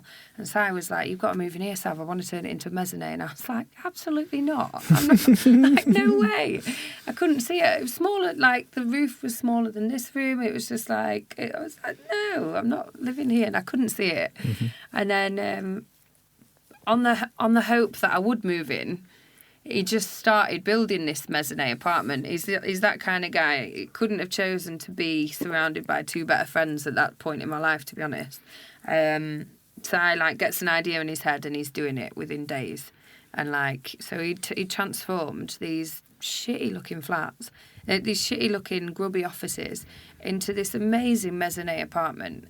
Like really quirky, really like he did like just little things like he did the radiator covers in Moroccan style and things like that because he knew that'd be my kind of thing. Yeah. It was just really like, it was a tiny little small home, but it was so perfect for me. And actually that was the first time I lived on my own in my whole life. I've always just lived in shared homes and stuff like that because I've never really stayed anywhere for very long. And then I'd given all my money to this charity pretty much and I didn't have a plan. I was so busy trying to save the fucking world that I didn't save a portfolio. Didn't even think about it because I didn't even think that I would be going back into that industry. And I just trusted in everything. And then so I felt like for a while that I was, and also before the festival, my mum had died from cancer. So I think being so busy with the festival was part of me working on my grief. Dealing with it. And then when it happened, like, don't get me wrong, I couldn't, because it was after I got back from travelling, I couldn't have been in a better position to deal with my mum dying of cancer and to deal with her illness and everything like that. Like, mentally, I could not have been any stronger than what I was, definitely, 100%. And I'm so grateful of that. But I think then once the festival did what it did, I ended up then where I think the grief hit in then. And it was just a bit of disappointment of that was compounded. Yeah, it was just a bit of everything. And also at this stage in my life, I just met John, who ended up being, he's been the biggest love of my life so far. Right. So I should have been really, really happy, but I was finding that I was just crying on a daily basis. And I'm very much a person who believes you should choose your thoughts. Like, I don't... some people aren't going to like this, but I think depression is more... It's not a disease, in my opinion. I think it's more of an ailment, an illness. And we just assume that your mind should be strong when it's just like a muscle. You can't expect your legs to be able to run a marathon. You have to train for it. You have to build for it. But we just assume that our minds should just be okay. They should just be strong, when actually they need training. That's why that's why you need to float. That's why you need to do cryo. That's why you need to do exercise. That's why you need to just think about yourself. Give yourself time. Everything. And going back to what we were talking about earlier about like the shit that people are putting into their minds daily and allowing to infiltrate is a choice. Well, whether we know it or not, and that's the big thing. Some people just don't know that they do have that choice. But so like for example, like if you're not training a muscle, your muscle's going to be weak. If you're not eating the right things, then your muscles are going to be weak. Your body's going to be weak. The same as your mind. And we don't. I don't think we're taught that enough. And I think we should be taught that more in school. And even things like so. A trauma is just like an injury. You might never get it back to its full strength, but if with the right amount of physio and or the right amount of therapy, the right amount of time and dedication, you can get it back to almost the right strength. And I see that an injury and a trauma are the same thing.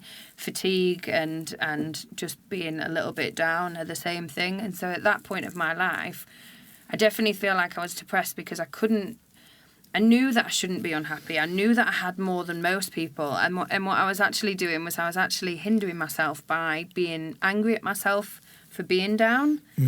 Because I knew, like, I'd been to all these third world countries. I knew that I was in a position where I should be feeling grateful every single day. But I wasn't. I was upset. I was angry. I was tired. And so, but then I was mad at myself for feeling that way, which again is an inner conflict that's not good for anybody's health. And then I just, like I said, I just got with John, and then Annette was like, come to Burning Man. And I was like, I can't fucking come to Burning Man. I've got like £2,000 in the bank. I don't have a job. I don't have an idea of what I'm going to do for a job. my best friends were letting me work in there because they get busiest at Christmas. They were letting me work with them, so I was like sanding and like just doing like In the labour. furniture shop, yeah, yeah. like almost doing like labouring jobs with them to pay for my rent. So I didn't have that burden over my head. Legends. And then John was like encouraging it as well. He was like, just go, just fuck it, just go. And I kind of almost wanted to like impress him in a way that I was like this carefree, fuck it, do it kind of girl. More power to John though. To say, you two are just hooked up, and he's like, no, you need to do this. Go, man. Yeah. You go and express yourself. Yeah. So I went over, and she was like, you can come work, and that'll settle your money problems. And I never really wanted to work on these weed farms before because like the risk element of it, and then I just thought, fuck it. But I had to tell my grandma first. I was like, of course. Do you mind? And she was like, go do it. Go on. It'll be fun. I didn't tell her how illegal it was, but yeah. She was like, go on, do it. It'll be fun. So I went to Burning Man, had like a fucking amazing time again. And also a mate of ours that we met we travelled with together, joined us from Canada. So that was good because I had like, it wasn't, and the first time I went, it was just with all Annette's friends, whereas now they were my friends because I'd already been to one with them and spent some time after with them. And then also Sean being there, so there's more of my friends there. And then I worked on a farm with them afterwards. In the States? Yeah, a weed farm. That was just absolutely mental. Okay. And was it anything like that? What was that documentary, The Green Mountain or something? That was Murder Mountain. Murder Mountain. So Was it anything like that? So for me, I was super, super grateful, super lucky, obviously, one of life's winners. I'm joking. But no, because they'd been doing it for like 8 years. So they knew who to be with, who not to be with. Like they've all told me like bad stories and things with money and with that amount of money as well. Yeah. Like stupid amounts of money. And the fact that everybody owns guns and it's like you're out in the middle of the wilderness, of course there's going to be a danger aspect to that. And I'm not saying to anyone, I mean, it's different now that it's legal anyway, that industry's not there, but I wouldn't just say to anyone, yeah, go and do it, it's fucking ace, you'll have loads of money. It's not. I was lucky. So the farm that I worked on, the owners would like make us smoothies for breakfast, and I worked with 13 badass women. Like, these women were from all over the country, and they were all so individual. That was one thing that I really liked about the experience. These women were all so individual, but all in their own right badass, like confident, cool. American women often in places like California, to me, tend to seem a lot more confident than what we do over here. And yeah, it was just an amazing experience. We'd get up and we'd meditate, we'd have movie nights, we'd eat together. Like, it was a full moon, so we all went up to this mountain and did like full moon ceremonies and all these kinds. For me, it was an absolutely magical experience. A guy on the farm next door was an avocado farmer, so we'd been fresh avocados over. Wow. It was just, for me, it was a wonderful experience. And then they took me to another festival called Symbiosis. So I went to that festival, and then I came home back to the UK with more money than, and I probably shouldn't say this out loud, should I? More money than I left with. Well, that's great. And with that... Successful trip. Yeah, and then with that, that's what I started Gypsy Blood on. Amazing. So originally Gypsy Blood was going to be, and the reason behind it is because my grandma's grandparents, the Spanish Gypsies. So whenever I used to tell her when I was a kid that I was going to travel the world, she always used to say, that's your Gypsy Blood, that is. Ah, so that's where that beautiful, came from. Yeah.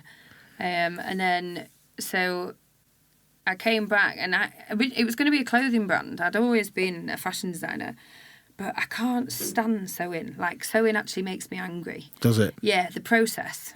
Yeah. The designing and the final garment, love it. The process just the tedium of sewing, of it, is it, or what? Something always goes wrong, and Right. it's like, and it just, Okay. yeah, and then I get wound up and I get pissed off, and it takes longer than I think, and or it goes super smooth and I've made it in like 3 seconds, but usually the latter. Right. And so I would, again, to afford my rent, I would Airbnb my apartment, and just stay in my mate's flat whenever it was out. These guys like saved me at that point in my life. If it wasn't for Jen and Si, I would have had to have gone back to a norm. Probably had to rush into like a 9 to 5 job or something and then become like that. Restricted and yeah, definitely. Or maybe gone back to Smithy's with my tails between my legs straight away or whatever. I'm not sure, but they facilitated me to be able to just keep on. In fact, at one point, I did say to Si that I was thinking about going back, and he's really creative as well, and he was like, no, don't do it.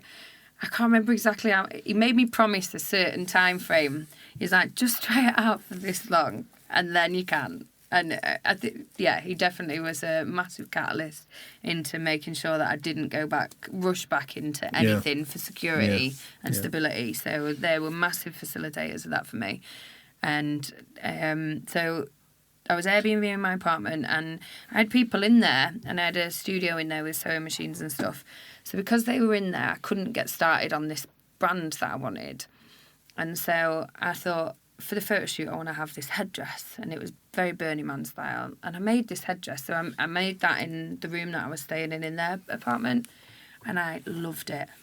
I loved making it. It wasn't just the overall product. I loved the overall product, but I enjoyed making it. And I was like, maybe that's what I should do. So that's kind of the first Gypsy Blood garment then? It was the Warrior one, yeah. So have you seen the big feather? Yeah. That was my first one. And then from that, it was just like, okay, I'm going to do it. And I just used the little bit of money that I had left. In 19 days, I built my website, made, I think, about 20 products, and had 3 photo shoots. And then launched it on the 1st of April. And so for small business, creative business people in bands, people, for me, podcasting, when you're essentially an online business, I guess. Mostly. I take my store to festivals as well. Okay, so you've got a physical kind of outlet as well. But that initial setting that website up, putting some product on it, trying to get your metadata all correct and all the rest of it. Yeah. At what point do you get like that turn when something switches where you're like, whoa, fucking orders, something's happened? I guess in your game, and I've seen some wonderful pictures of some wonderful ladies and wearing some stuff. Is there like a time when someone wears something in a picture at the right place at the right time, which ironically kind of, we talked about Burning Man and people going there, but organically speaking, you're like, when do you realise, fucking hell, someone from over there is wearing my stuff or is ordering stuff? Yeah, almost straight away. My first customer was from Sweden, and she bought the Warrior one. That was the first one. And then, so that was kind of a bit like, whoa. And then I don't know, I can't... These are handmade as well, so yeah, everything's handmade, yeah. So I did loads of photo shoots to start with, and then I started getting orders fairly soon, and they're quite expensive. Like, they're not expensive, but they're like the retail between £100 and £150. Apart from like the big Warrior ones are like up to 300, and so the Warrior one was £160. So when she paid me for that first one, that facilitated the next range, pretty much. But yeah, I can't really remember an exact point where I was like, wow, but almost instantly. Yeah, I mean, it was like rapidly, like straight away, people were ordering them from all over the world. Luckily, if anybody's a creative business, then Etsy is brilliant. A lot of people will say, oh, they charge you so much in fees. Well, you're getting views of like 200,000 people a year. Well, it might even be more than that. I can't even remember. And so much engine room stuff that's being sorted out. Yeah, it's the easiest thing. So if they're taking 5%, just put it into your margin. Like for me, my stuff on Etsy is slightly more expensive than it is on my website. Because on my website, I'm not paying any fees. Yeah, of course. So it's not coming out of my pocket, but it's like you got an audience all around the world. Like I've sent things to hundreds of countries all around the world, and a lot of that's been facilitated from Etsy. That's amazing. That's amazing. So how quick a time is it going from kind of you get that first order, and then is there kind of like you're waiting, you're checking the email and like... I think at first it was probably like I'd get like 2 or 3 orders a week and I'd be buzzing. I'd be like literally dancing every time I got an order and ringing everybody up. I've just got another one. I've just got amazing. another one. And then, now it's like most days, at least one. And so where does that leave you in manufacture then? Is it just you making them? Have you got any staff now? Have you got people Mainly helping? me. Throughout the summer I have people helping when it gets really busy. But it's my little baby though, I don't know. And you go to the festival, so is it also working in your favour the way you can like get in, you're going to the festival and you're getting in the festival as a retailer and then you're experiencing the festival. It's a lifestyle that I love. Amazing. So it's probably never going to make me rich. Maybe if I went into mass production, but it's a lifestyle that I love. And I literally, I haven't got, so as much as I love Smithies, there is people dictating what I'm doing. I literally get in my studio, put some music or at the moment Vikings on, then I just make whatever I want. Yeah. And hopefully it sells. If it doesn't, it doesn't. And photo shoots for me are like my biggest, they're my favourite, they're my creative outlet. So I'll just have an idea, a concept in my head, and I'll make the things for that. And I've loved every part of that. I've loved making it. I've loved the photo shoot. I've loved what I've produced, and I'm proud of myself. And the branding of your whole kind of, your marketing of yourself, your branding. I mean, for people listening, I mean, these headdresses I mean, they're fucking wicked, aren't they? I mean, they are super kind of. There's a glamour and an organic kind of spacey. That like explain give the listeners kind of a. So what's the Warrior One look like? Well, so when I was first trying to decide how I was going to do the brand, usually my biggest problem is that I have too many ideas. It's never that I don't have. Loads of people always say to me, like, how did you keep coming up with these ideas? That's not an issue. It's focusing too many ideas on which one do I do first, which one do I go with. Especially in the early days when I didn't have the money to be able to just keep making things on the hope that it would sell. Whereas now I kind of trust my ability, so I'm pretty sure it's going to sell, and if it doesn't sell now, it'll sell at some point. But I kept trying to decide which part of me I wanted to express through the band, and I think I'm very eclectic in loads of different ways. And so I was like, I want to go down this like tribally warrior-esque route, but then I want to do these sparkly hats, and then I want to do flower crowns, and then I was like, fuck it. I'll do it in 3. So my range is a run of 3. So there's the wild, the warrior, and the free. So the wild is like the sparkly military hats, the party girl, the glamour girl, I would say. In Burning Man, they call them the sparkle ponies. The warrior, which is probably the most me, which is like very tribally, feather headdresses. And then the free, which is all more like hippies, like flower childs, like flower crowns and mermaid crowns and things like that. So like the 3 people.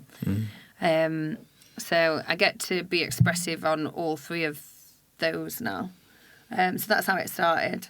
And then, they all look a bit different. But it is just a case of anything. So, for example, the fine art photographer messaged me the other week. He's borrowed some of my stuff before, and I've really enjoyed what he's done with it. So this time when he asked if I had anything to suit his theme, he wanted to do one on... His whole concept was to do with self-harm, and there was a quote in a book of some sort that he read. So the model that he'd found had self-harmed most of her life. So when he met her, he really wanted to do this concept with her. And this book was something to do with like the punishment for self-harming was to turn them into a tree. It's like I've never heard of the book before, but I thought, do you know what, I'll try and make a tree headdress. And then but I didn't really have the time to do it. I got up at 6 o'clock in the morning and made it on the morning of the shoot. And the shoot was at 10. And I was like, but I wanted to do it because it was something different and new, and I haven't done anything before like that. And creative. So I wasn't thinking about it's the beauty of it. I'm not thinking about money at it. I'm not thinking about if it's going to sell. I just wanted to be involved in this shoot, this creative process. You meet loads of different people that you've never met before, who all work so totally differently, who all have minds, and you admire already because you've seen their work and you admire them. So I just made this massive, humongous headdress, which is in the back of my camper now. And, just went along to this shoot with him. So that's like a really macabre look, which is totally different to anything that's on my website now. And were you pleased with it when you sat back at definitely. like 5 to 10 and think, yes, that's come? And I love my growth. Through Gypsy Blood, I'm watching my growth. Like, the stuff I created the first year to what I'm creating now is on a totally different level. And I'm more excited than I am. That's what drives me more than the sales drive me. Like where can I push this next? Where can I go with this one next? What am I, like the things that I've achieved already, I never dreamed I could achieve. So that's what pushes me, not the sales, not the money. Yeah, I need to pay my bills, but that's it. Of course. And obviously that bit of stability that kind of money dripping in gives you, that freedom to obviously do that. I mean, it's got to be a trip. I mean, I know from just doing this podcast, it's early days for us, but when I look in at stats, and as I say in the intros, it's mind-blowing. People in other countries, I mean, for you, people going to festivals all around the world and like they're doing their Google searches and they're trying to find that thing in their mind's eye, and then they come to you and they buy their gear from you, and then obviously you're getting tagged in photographs and Gypsy Blood's global. Yeah. I mean, that's got to be a trip. Funny, yeah, that's a trip, hey? It's really funny when I'm at places, and then I was in Spain at a friend's wedding and somebody asked me what I did, and I just said, I've got this business making headdresses, and just mentioned Gypsy Blood, and she was like, oh my God, and she pulled her husband over and she was like, she's Gypsy Blood, and I was like, wow. Yeah, things like that. It is. Yeah. He's probably thinking she's had me over your website every night for the last, Yeah. That's amazing. It is really cool. Really cool. I don't know. I had to get a bit shy about it, really. I don't really. So, kind of bringing it home then, Savanna, you're at a point now, you mentioned earlier, you're 34. You've got a few raves left in you. You're obviously, you've managed to craft your way into the festivals nicely now with your passion, which is your business. Yeah. It's all slotting in lovely. So you mentioned you'd like a tribe of your own at some point. What does the future hold? What's it look like? Are you slowly chilling it down, and are you going to be at the festivals in Gypsy Blood form, or are you going to be on the dance floors? What's next? Who knows? No idea. You never really know, do you? I mean, this year, what are we on? We're in March now. There's festivals coming, aren't there now? Yeah, I've only spent 2 weekends in England this year. And none of it was planned apart from. So I spent Christmas and New Year in Istanbul and Sri Lanka. Then I came back for 8 days. Then my boss was like, can you go to Germany tomorrow? So I went to Germany for 5 days. From Germany, the next day, she was like, can you go to Vegas tomorrow? And then I'd been back from Vegas for 4 days before I went to London for 5 days for another show, all with Smithies, but we've just launched a new wig range, and that I've designed from scratch. So that's been amazing to watch that fruition. Of course, yeah. Yeah. So I've only been back nearly 2 weeks now. And how's that for you? How's the jet setting then? How are you coping with that at the minute? Is it still exciting? Is it still? Yeah. You're never going to turn down a trip. Like Vegas has never even been on my list. It's not my kind of place. Were you there when the fight was on? No, I wish. Yeah. I wish. There's posters everywhere, and I was like, oh, why couldn't it be the same weekend? I would have definitely got into that. Right. 100%. I would have got into that. I know I would. Yeah, you'd have found weave some magic. Definitely. Instead, I snuck into a Black Magic Chippendale show in my hotel. Brilliant. But yeah, no, I love it. And right now, I've got the freedom to be able to do it. So why not? Yeah. Well, I think I'm pretty much a yes person. I'll just say yes to everything. Well, you say yes to the right things. I think your instinct seems really strong, and your trust in the universe. And me. And you, yeah. Yeah, I think that's hand important. in hand. You have to trust yourself. Yeah. Know that you can make the right decisions. No, it's wonderful, and what a lovely future that sits and waits. Then festivals are going to be crazy. Where can people find you? Gypsy Blood. So it's, well, on Instagram it's Gypsy Blood UK. Yeah. On Facebook it's Gypsy-Blood, and then it's gypsy-blood.co.uk. And everyone can find you there. Well, we shall send people over to have a look at these awesome expressions of your art. And, you know, I think Gypsy Blood, you said it earlier, you know, your gran saying to you, that's your Gypsy Blood in you. I think listeners have just heard there's Gypsy Blood in you. You know, you're travelling the world, you're learning, you're growing. It's a beautiful thing. And I thank you for making the time to drop by in the depths of the Shire to see us at Chew the Chat. We have tried to hook this up before, but you were sent here, there, and everywhere, and we found it tricky. So to come by tonight has been really nice. And I was shying away from it, to be honest. Well, yeah, everyone gets a bit kind of like, you know, they hear your own voice, and it's a bit weird. But I don't think I've seen. I don't know. We said it earlier. I don't even know if I've seen you since we were in Thailand. No. I'm not sure. So it's been a real pleasure. Yeah, I don't really get a chance to stay in one place for very long. Well, let's see what the future holds, and we'll be keeping my eye on Gypsy Blood. In fact, it's not going to be long before my children are just about old enough and we can go to some festivals, you know, the odd one, just myself and my wife, and I'll probably be on your site purchasing a headdress for Alex. You have to let me know. For sure. Well, listen, you've been wonderful. Thank you, Savanna. Thank you. And I will see you somewhere in the future. Thanks. Peace.